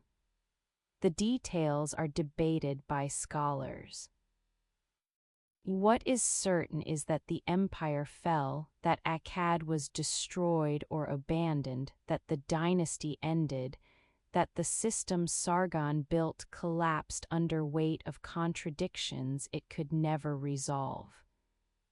The collapse revealed that the rebellion had always been eating its father, had been consuming the empire from within even while the empire projected strength. The rebellions that Sargon suppressed, that his sons fought, that his grandson battled, these were not anomalies but were essential character of empire built on conquest, were the inevitable response to domination, were the price of attempting to bind what would not be bound. The empire sustained itself for 2 centuries through continuous violence, through constant reimposition of authority, through the exhausting labor of ruling peoples who submitted only because they lacked power to resist successfully. But the exhaustion was mutual. The imperial center was exhausted by constant campaigns. The subject peoples were exhausted by constant oppression. The system was exhausted by its own contradictions. When the end came, it came not as surprise but as culmination, not as unexpected catastrophe but as long-delayed consequence, not as tragic accident but as inevitable result of building empire on foundation that could never support the weight placed upon it.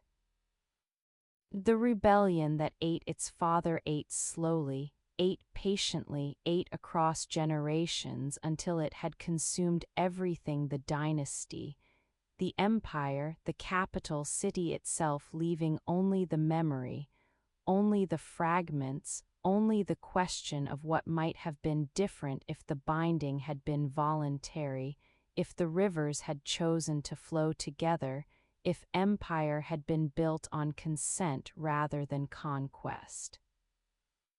But these are questions the empire could not answer because the empire was what it was force, was domination, was the attempt to impose order through violence, was the rebellion eating its father from the first conquest until the final collapse, was the slow consumption that began when the first city submitted, and that ended when the last Akkadian king fell and the empire dissolved into the silence where Akkad sleeps.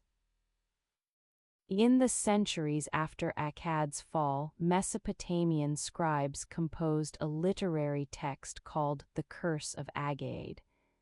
The composition is not historical document but is theological reflection, is attempt to make sense of catastrophe through narrative of divine retribution. The text describes how Naram-Sin, Sargon's grandson and the most powerful of the Akkadian kings, committed sacrilege against Enlil, the chief god of the Mesopotamian pantheon. The sacrilege involved the Eker temple in Nippur, Enlil's primary cult center, the sacred city that held special religious significance across Mesopotamia. According to the curse text, Naram-Sin attacked Nippur and desecrated the Eker. The reasons for the attack are not explained. Perhaps Nippur rebelled. Perhaps its priests opposed Naram-Sin's religious policies. Perhaps the attack was military necessity during campaign against other enemies. Whatever the historical circumstances and the historical basis of the account is uncertain, the text presents the destruction as supreme blasphemy, as violation of sacred space so severe that it could not go unpunished. Enlil's response was curse. The god abandoned Akkad, withdrew divine protection, invited destruction. The text describes how the gods sent the Gutians, mountain peoples from the Zagros, portrayed in Mesopotamian texts as barbarians, as forces of chaos threatening civilized order. The Gutians swept down from their mountains, overwhelmed Akkadian defenses, destroyed cities, killed populations, reduced the empire to ruins. The devastation was total, was cosmic punishment rather than merely military defeat. The curse text describes Akkad's destruction with poetic intensity. The great agricultural lands produced no grain, the inundated fields produced no fish, the irrigated orchards produced no syrup or wine, the gathered clouds did not rain. The earth did not grow vegetation. The description evokes complete collapse, environmental as well as political, agricultural as well as military, suggesting that the curse affected not just human affairs but natural processes themselves. Akkad became wasteland, became place so thoroughly cursed that even the land rejected it, that vegetation would not grow, that the city could not be rebuilt, that its very location would be forgotten. Whether any of this actually happened is a question that cannot be definitively answered. Archaeological evidence for Naram-Sin's reign shows that he was a successful military leader, that he campaigned extensively, that he built monuments and temples.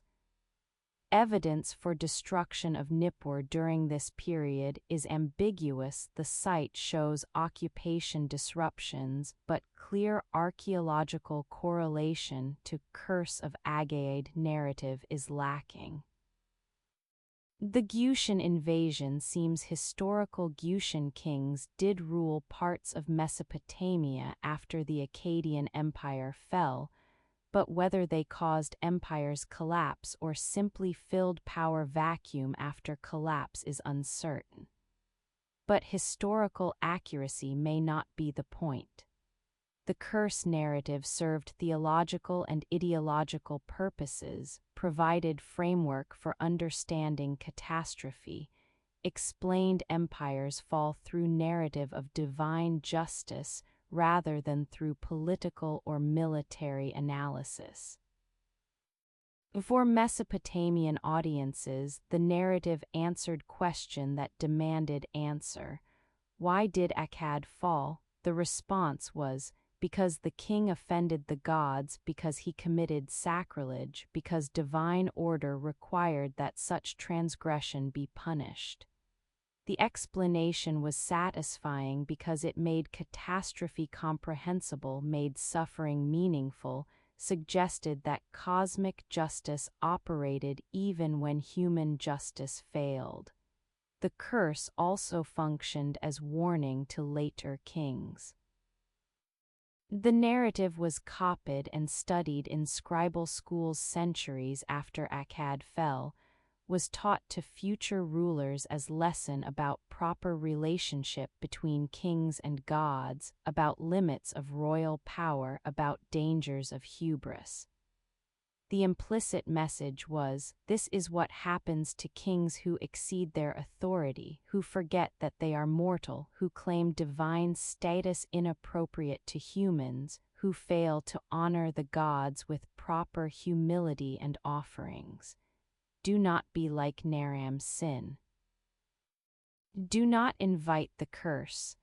Bronze, the metal that defined the age, that made Akkadian military superiority possible, becomes in this context symbol of empire's material power and spiritual vulnerability.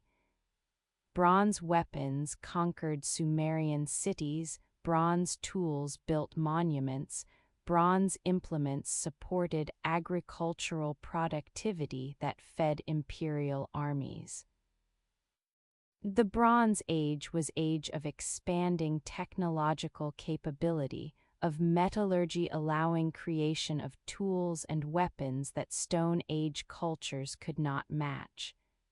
Akkadian success was partly technological, was having bronze in quantities and qualities that gave military advantages over enemies, but bronze corrodes, oxidizes, turns green and crumbles. The metal that seemed eternal proves fragile, proves susceptible to time's chemical erosion. Bronze monuments that proclaimed permanence dissolved into fragments, into green stains on stones they once decorated, into archaeological puzzles requiring careful conservation to prevent further deterioration. The metaphor is apt. Empire built on bronze was empire built on material that seemed strong but that could not resist time, that proclaimed durability while containing its own destruction, that supported power while ensuring that power was temporary. The curse that followed bronze was the curse of materiality, the recognition that physical power is insufficient, that military might cannot guarantee permanence, that empire needs more than weapons and walls to survive. The curse suggests that Akkad fell because it relied on material power, on bronze and armies and administrative systems, while failing to maintain proper relationship with divine powers.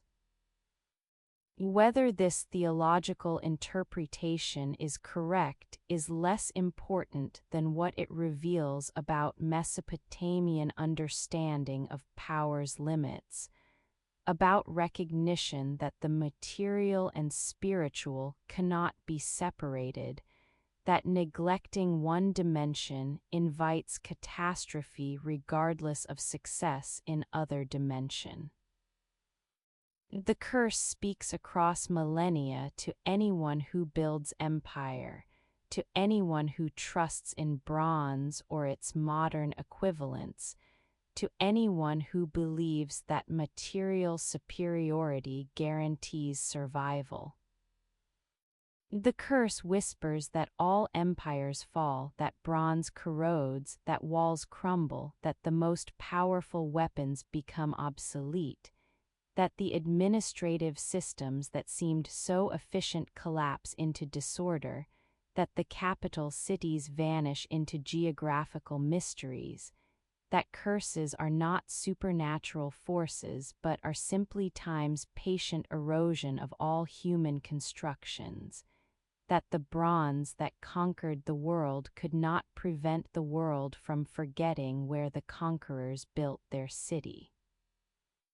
The curse that followed bronze follows still, follows every empire that proclaims eternity, follows every power that trusts in material force, follows every civilization that believes its achievements will persist when history demonstrates that all achievements are temporary, that all empires fall, that all bronze corrodes, that all curses eventually consume what they curse, that Akkad fell as all empires fall.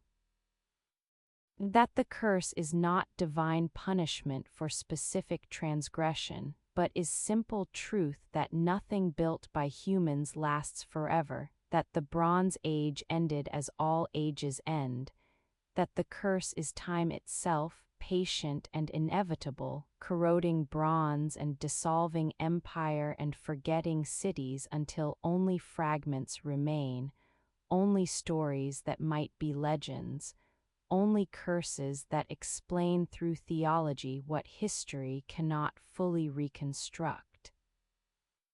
It's only the silence where Akkad sleeps beneath the patient curse of time that corrodes all bronze, all empire, all attempts to build forever what can only be built for now.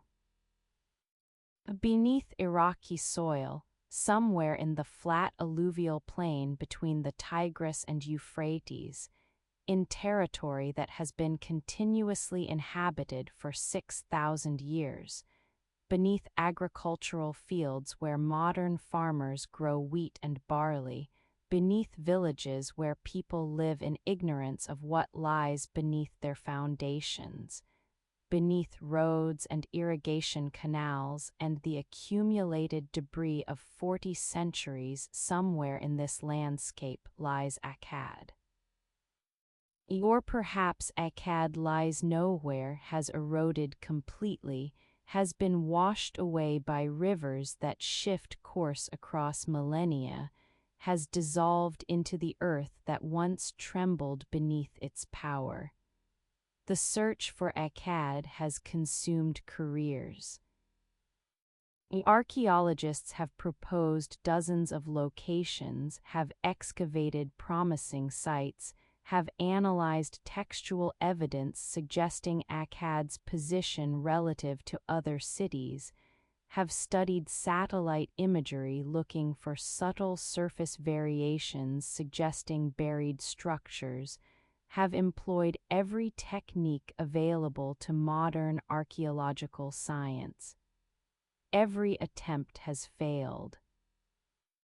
Every promising site has yielded some other city, or has yielded nothing, or has yielded remains that cannot be definitively identified as Akkad because no inscription has been found declaring, "Here stood Sargon's capital, here the Akkadian kings ruled, here the first empire made its home." The geographical mystery is profound. Other ancient Mesopotamian capitals, Uruk, Babylon, Nineveh, even small cities of minor importance have all been located and excavated. Their ruins rise as tells from the plain, are mounds created by accumulated occupation layers, are visible features in landscape that invite investigation. That Akkad, the capital of the world's first empire, the city that should have been largest and most important site of its period, the center that attracted tribute from territories stretching from Persian Gulf to Mediterranean, that this city cannot be found suggests either that it has been completely destroyed, or that we are searching in wrong places, or that we do not recognize it when we find it. Several theories attempt to explain the absence.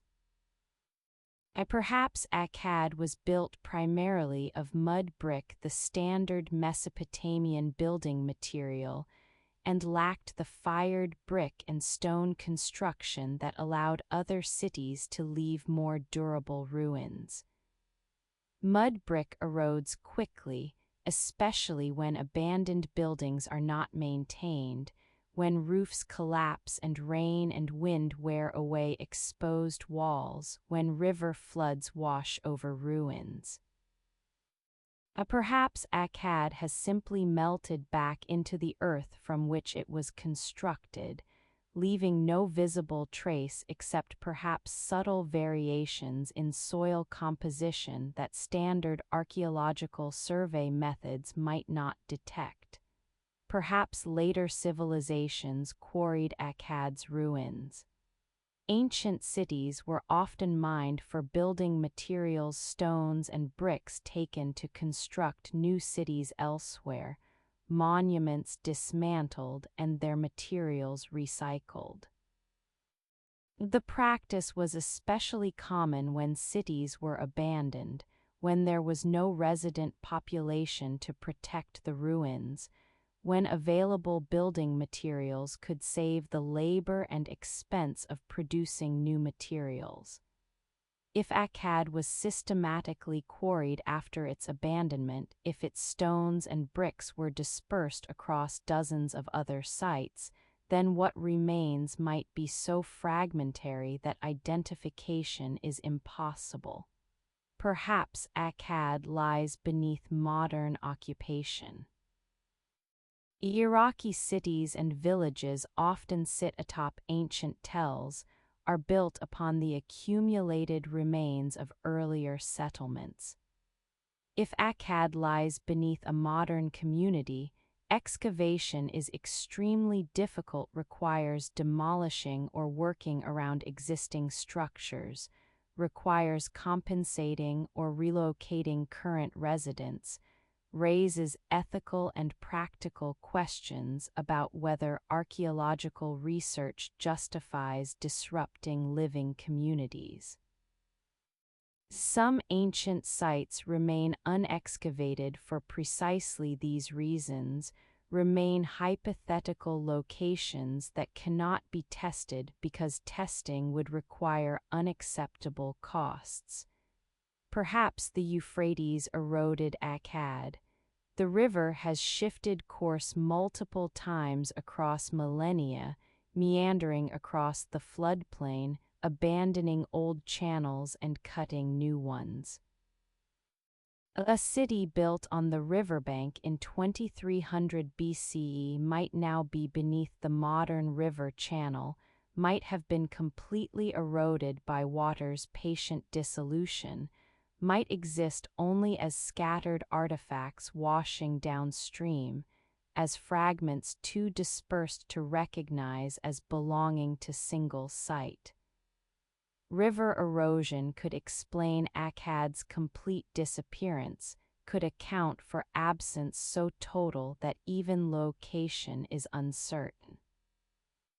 Or perhaps, and this is most speculative theory, perhaps Akkad was not single compact urban site. Perhaps it was administrative designation referring to complex of buildings and settlements around established city like Kish, was named for royal quarter or palace district that later sources misunderstood as referring to independent city. This theory contradicts textual evidence explicitly distinguishing Akkad from other cities, seems unlikely given empire's need for new capital that symbolically transcended old Sumerian city-states. But the theory exists because the absence is so complete, because something so important should not be able to vanish so thoroughly, because the mystery demands explanation, even if explanation requires questioning basic assumptions about what Akkad was. The silence where Akkad sleeps is both literal and metaphorical. is the absence of the city in physical geography and the absence of certainty in historical knowledge, is the gap where monuments should stand and where instead there is only agricultural field or village or desert. Is the question mark on maps where once stood the center of the world, where tribute arrived from conquered lands, where Sargon ruled and where his descendants maintained empire for 2 centuries before catastrophe reduced capital to ruins and ruins to memory and memory to geographical mystery. The silence speaks loudly. It says that even the most powerful centers can disappear, that material persistence cannot be assumed, that the city built to eternal glory achieved different eternity through vanishing. Says that monuments proclaiming permanence are often first to dissolve, that administrative documents survive in clay tablets while monumental architecture crumbles, that the mundane outlasts the magnificent. It says that empire's greatest testimony to impermanence is not its fall, many empires fall, but is the complete disappearance of its capital, the transformation of the center into absence, the reduction of the city to silence. In the silence, questions multiply. Was Akkad as magnificent as texts claim, or was magnificence exaggerated? Did the city really extend across vast area, or was it modest settlement inflated by royal propaganda? Did Akkad fall to dramatic destruction, Gutian invasion, divine curse, catastrophic violence, or did it simply dwindle and be gradually abandoned as empire collapsed and population dispersed? Was forgetting of its location deliberate curse requiring erasure, or was it accidental result of political changes making site unimportant to later civilizations who had no interest in preserving memory of location? The not knowing has transformed Akkad from place to symbol, from geographical location to metaphysical concept. The lost city represents empire's impermanence, represents the way power dissolves, represents the ultimate monument to time's erosion. Akkad achieved immortality through absence, is more famous now than many cities that can be visited, is more discussed than many sites that have been thoroughly excavated, is more powerful as mystery than it might be as archaeological remains. The search continues. New technologies offer new possibilities. Satellite remote sensing, drone photography, ground-penetrating radar, analysis of ancient river courses through geophysical survey. These might yet locate Akkad, might identify the tell that contains its ruins, might solve the mystery that has persisted for more than a century of archaeological investigation. Each year brings new surveys, new excavations of candidate sites, new scholarly debates about where the capital might have stood. But perhaps Akkad should remain lost. Perhaps the silence serves us better than discovery would. Perhaps the absence teaches what presence could not, that all human constructions are temporary, that even capitals of empires vanish, that the most determined attempts to create permanence result sometimes in disappearance so complete that location itself becomes uncertain. And perhaps Akkad's greatest achievement is not what it was when it stood, but what it has become by vanishing, is the ultimate lesson about empire's impermanence, is the perfect symbol for time's patient victory over power's loud proclamations, is the silence that speaks more eloquently than monuments could speak about the fate that awaits all cities, all empires, all human attempts to build what will last.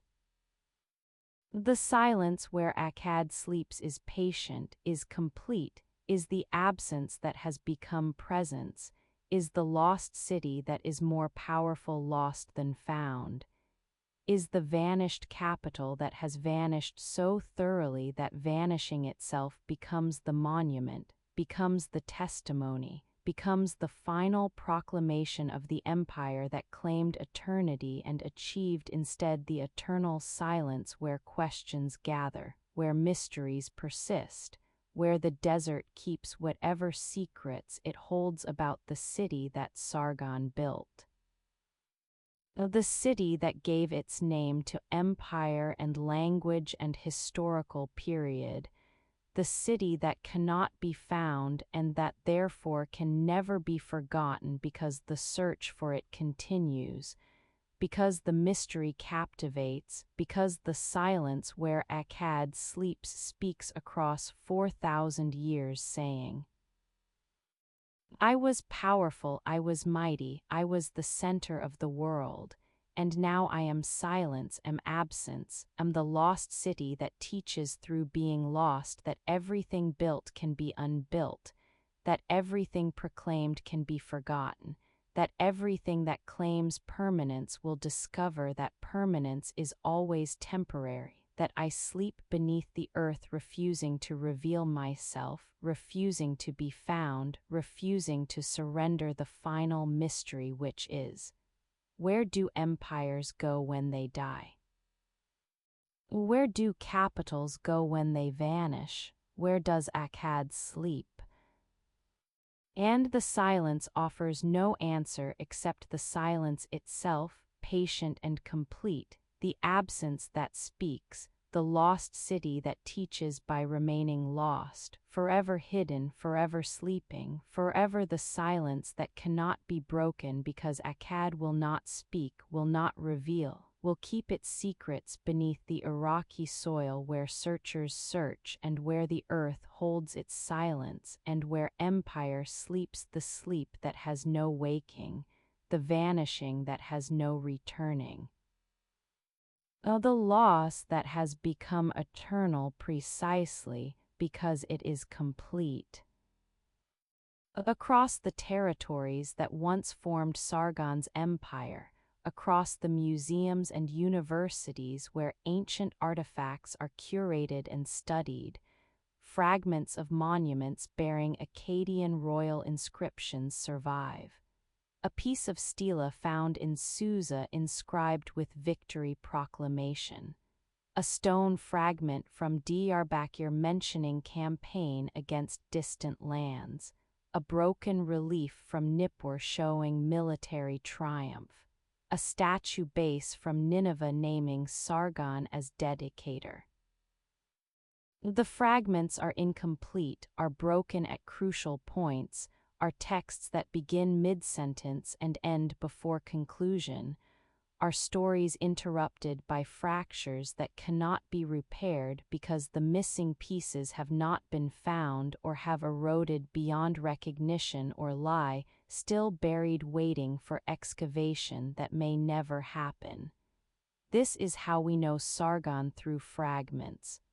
Through texts that must be assembled with speculation filling the gaps between verified facts.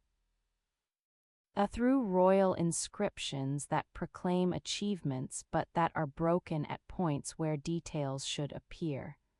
Through administrative tablets that mention him tangentially while documenting grain distributions or legal disputes. Through literary texts composed centuries after his death that preserve legends that may or may not be historical. Through archaeological remains that can be dated to Akkadian period but that cannot definitively be connected to Sargon himself. Through the broken pieces of a mosaic that cannot be fully reconstructed because too many pieces are missing. The fragmentary evidence creates uncertainty about basic facts. The dates of Sargon's reign are approximate sometime in the 21st or 23rd century BCE, spanning roughly 54 years, but precise dates cannot be established because Mesopotamian chronology for this period is not fixed with certainty. The number of his conquests, 54 according to one text, might be accurate accounting or might be conventional number suggesting completeness. The claim that his empire extended from Persian Gulf to Mediterranean might be literal truth or might be exaggeration or might be claim of theoretical suzerainty over territories he raided but did not permanently control. Even basic narrative of his rise, the basket, the gardener, the cupbearer's coup might be historical fact or might be legend constructed to explain origins that needed explaining.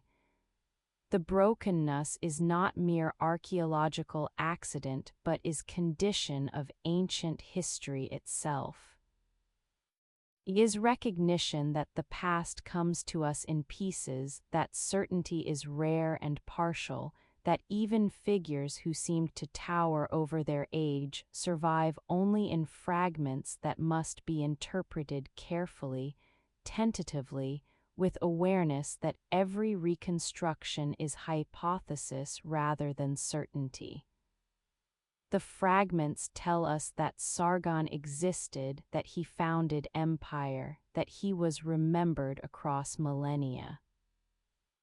But the fragments cannot tell us definitively who he was, what motivated him, whether the legends about his origins were true, whether his proclamations of divine favor reflected genuine religious conviction or were cynical propaganda, whether he saw himself as liberator or conqueror, whether he understood that he was creating precedent that would shape imperial politics for centuries, or whether he was simply ambitious man seizing opportunities without considering long-term historical significance. The broken monuments preserve Sargon's voice or preserve what Sargon wanted others to hear, what scribes who served him thought appropriate to record, what later copyists thought worthy of preserving. The voice proclaims victories, lists conquered cities, claims divine favor, celebrates building projects, asserts legitimacy. The voice is confident, is assertive, is the public face that power requires.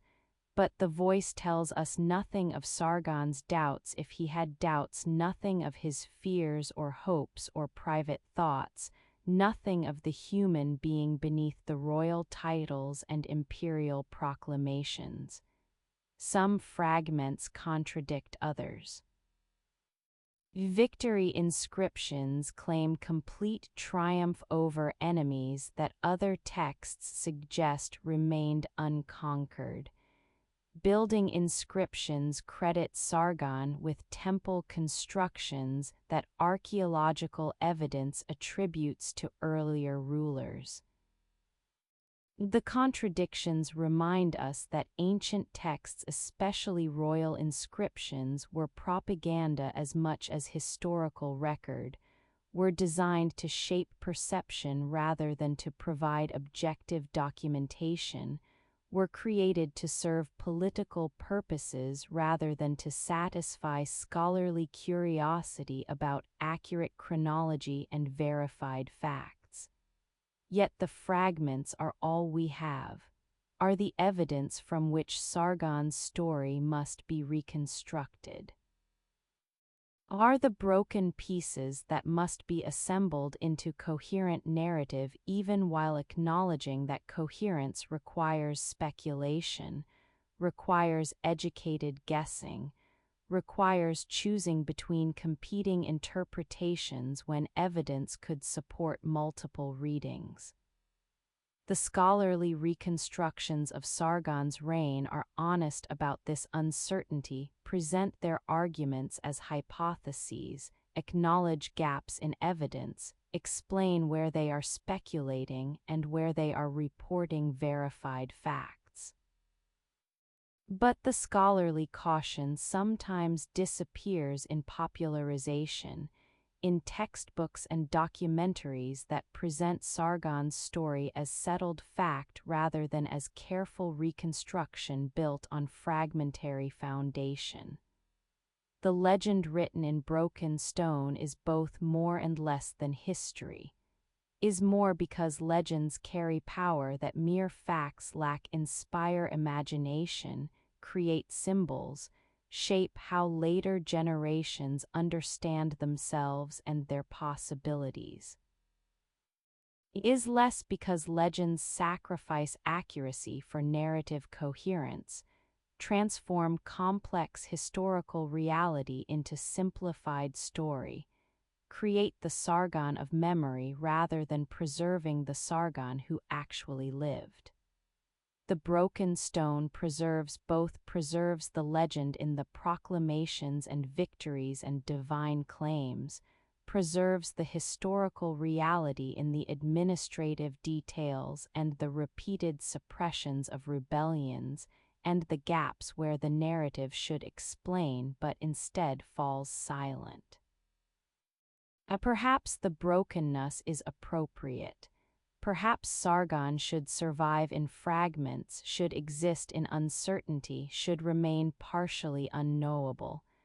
The complete story would make him less interesting, would transform mystery into settled fact, would close the interpretive possibilities that fragments hold open. The broken stone invites us to wonder, to imagine, to reconstruct, to participate in creating the story rather than passively receiving it.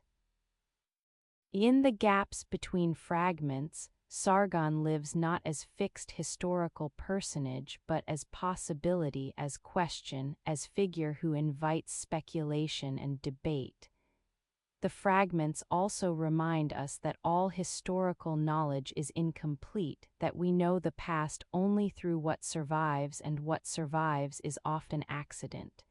The stone monuments that seemed most permanent have crumbled.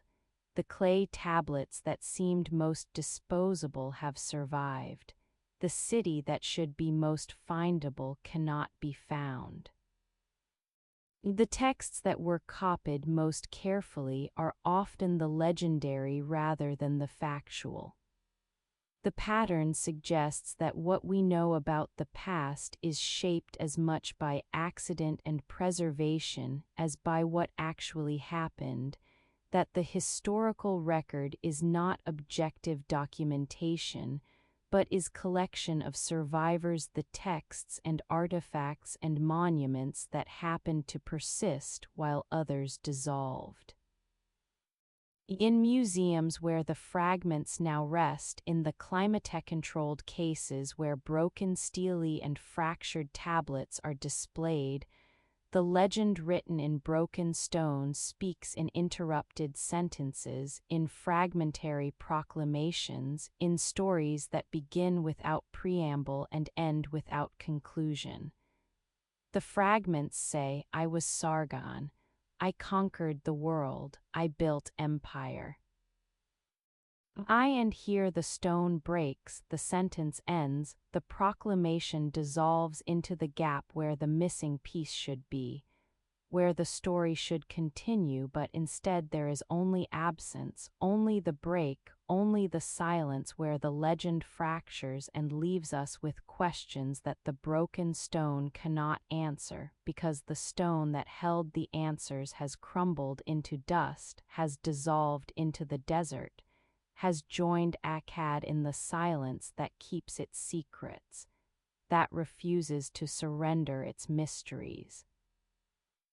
That remains forever broken, forever fragmentary, forever the incomplete testimony of the legend that survives precisely because it cannot be completed, cannot be fully known, cannot be reduced to settled fact, but must remain always in the space between the fragments, in the gaps where imagination meets evidence, where legend meets history, where the broken stone preserves just enough to tell us that Sargon existed, that he mattered, that his story deserves remembering.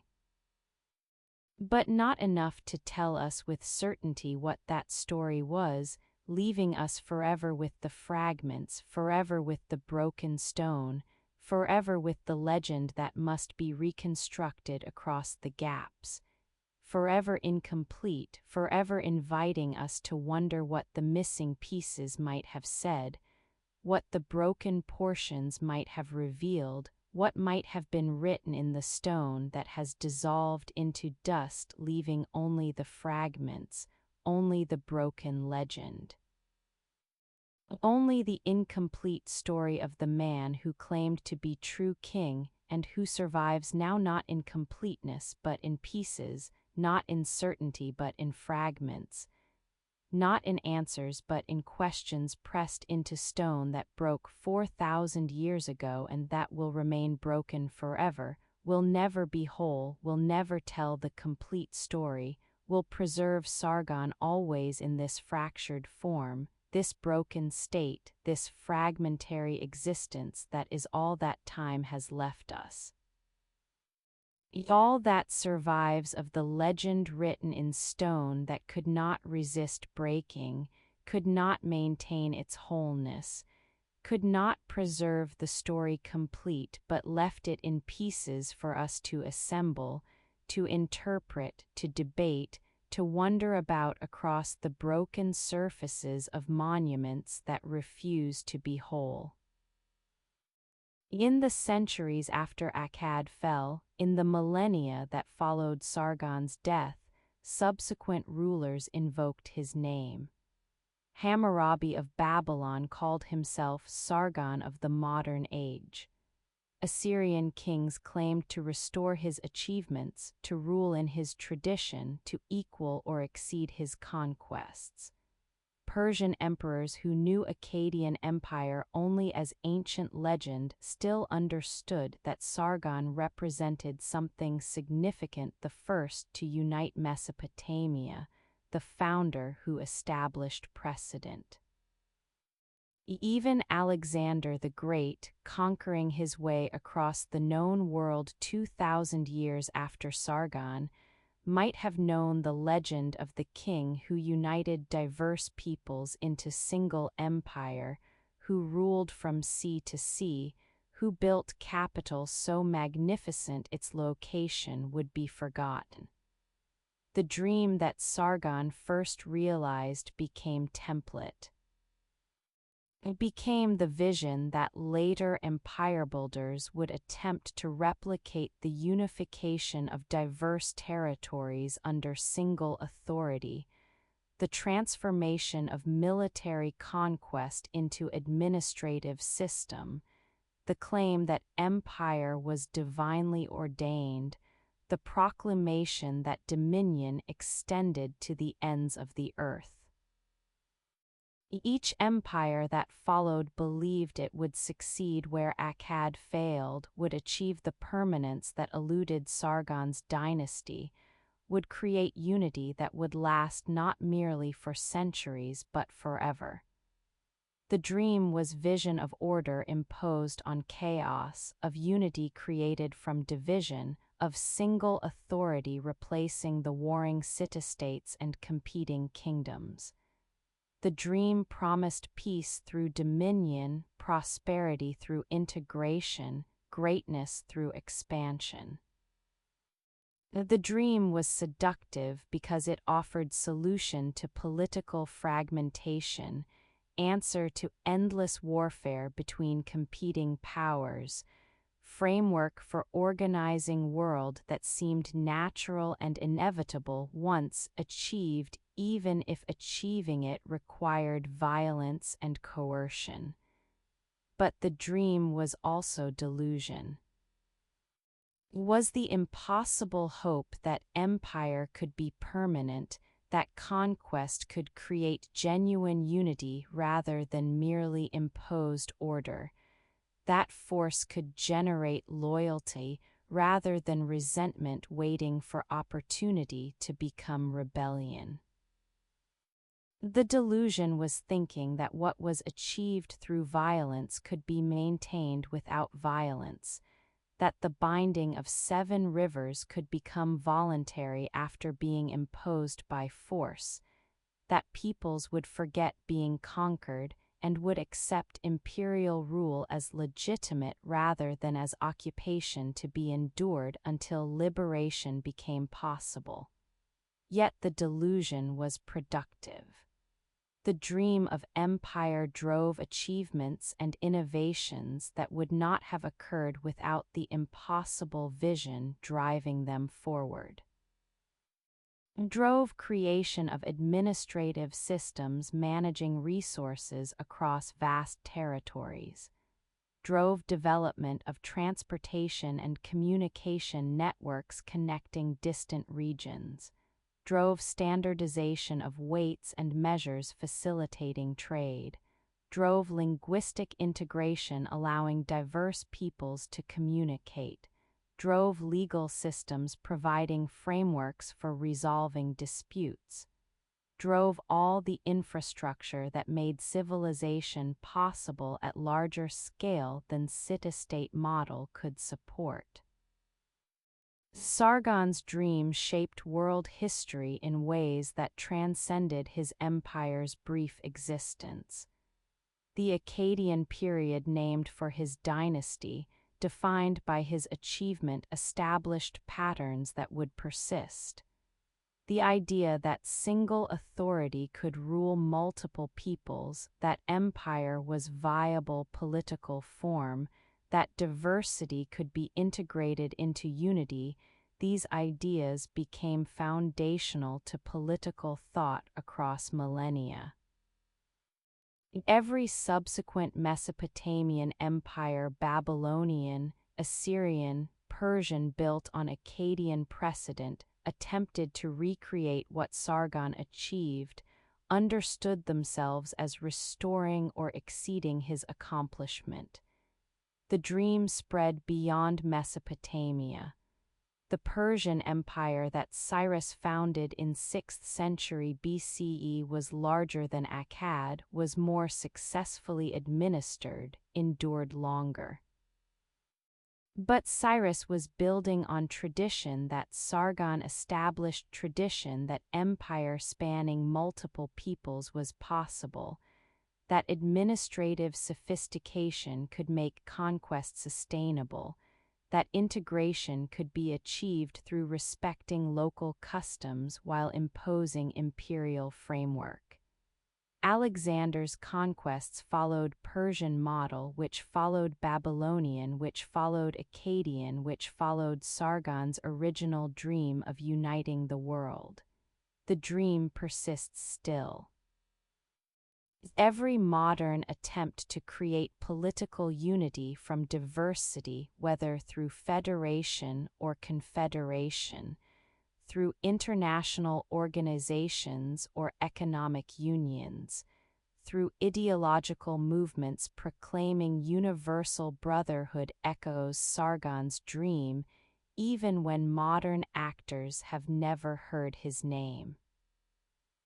The vision that world could be united, that diversity could be integrated, that single framework could serve multiple peoples, this vision that Sargon first attempted to realize 4,000 years ago continues animating political imagination, continues inspiring attempts to create unity from division. But the dream carries within itself the seeds of dissolution. The moment of founding contains already the future collapse. The proclamation of eternity acknowledges the fear of mortality. The vision of unity reveals the reality of fracture.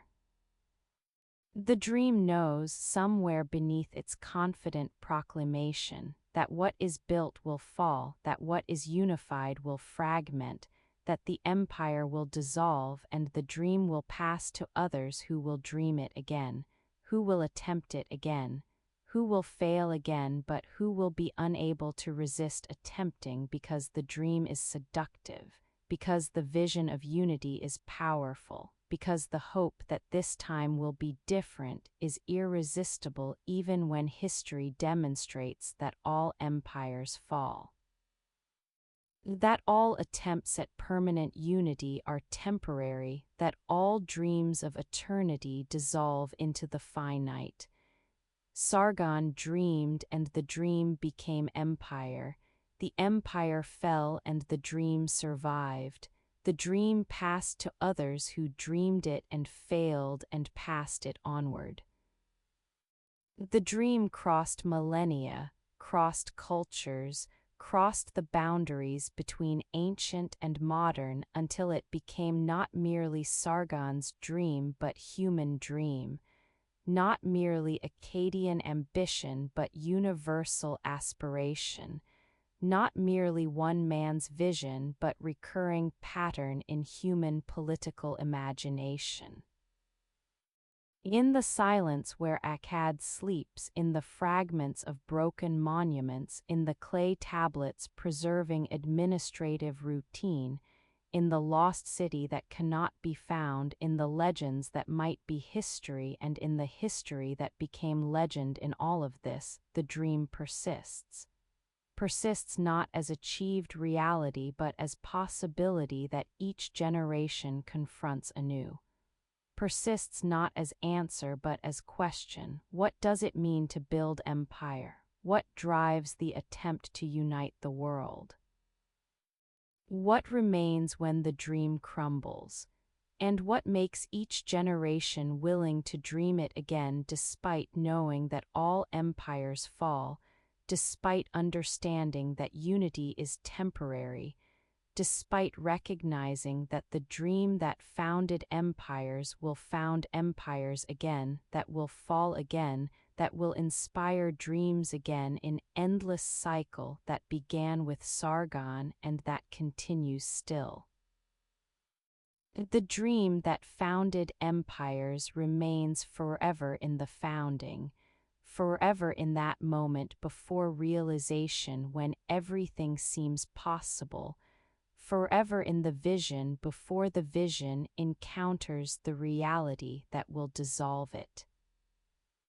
The dream is immortal because it never quite succeeds, never quite achieves the permanence it proclaims, never quite creates the unity it envisions, and therefore never quite exhausts itself, never quite finishes, never quite completes, but remains always available to be dreamed again, to inspire again, to found empires again that will fall again, that will leave behind fragments and lost cities and legends of the dreamers who believed that this time would be different, who proclaimed that their empire would be eternal, who built monuments that crumbled and cities that vanished and left behind only the dream itself, patient and persistent, waiting in the silence where Akkad sleeps, waiting to be dreamed again, waiting to found empires again, waiting to fail again, waiting forever in that space between the basket floating on the river and the crown attempting to bind 7 rivers, between the gardener's foster son and the king who claimed the world. Between what was dreamed and what was achieved, between the vision and the ruins, between Sargon who founded the first empire and all who followed attempting to recreate what he created, the dream that founded empires, the dream that founded Akkad, the dream that survives Akkad's fall, the dream that persists in fragments and legends and in every subsequent attempt to unite the world, the dream that cannot die because it cannot succeed, that lives forever in the attempting. That remains eternal precisely because it is always temporary, always failing, always inspiring the next attempt. The dream, Sargon's dream, humanity's dream, the dream that founded empires and that will found empires still. Forever dreaming, forever founding, forever falling, forever beginning again, the dream that cannot end because endings only make space for new beginnings, for new dreamers, for new empires that will rise proclaiming permanence and that will fall leaving only the dream. Eternal and patient, waiting in the silence, waiting to be dreamed, waiting to found empires, waiting forever.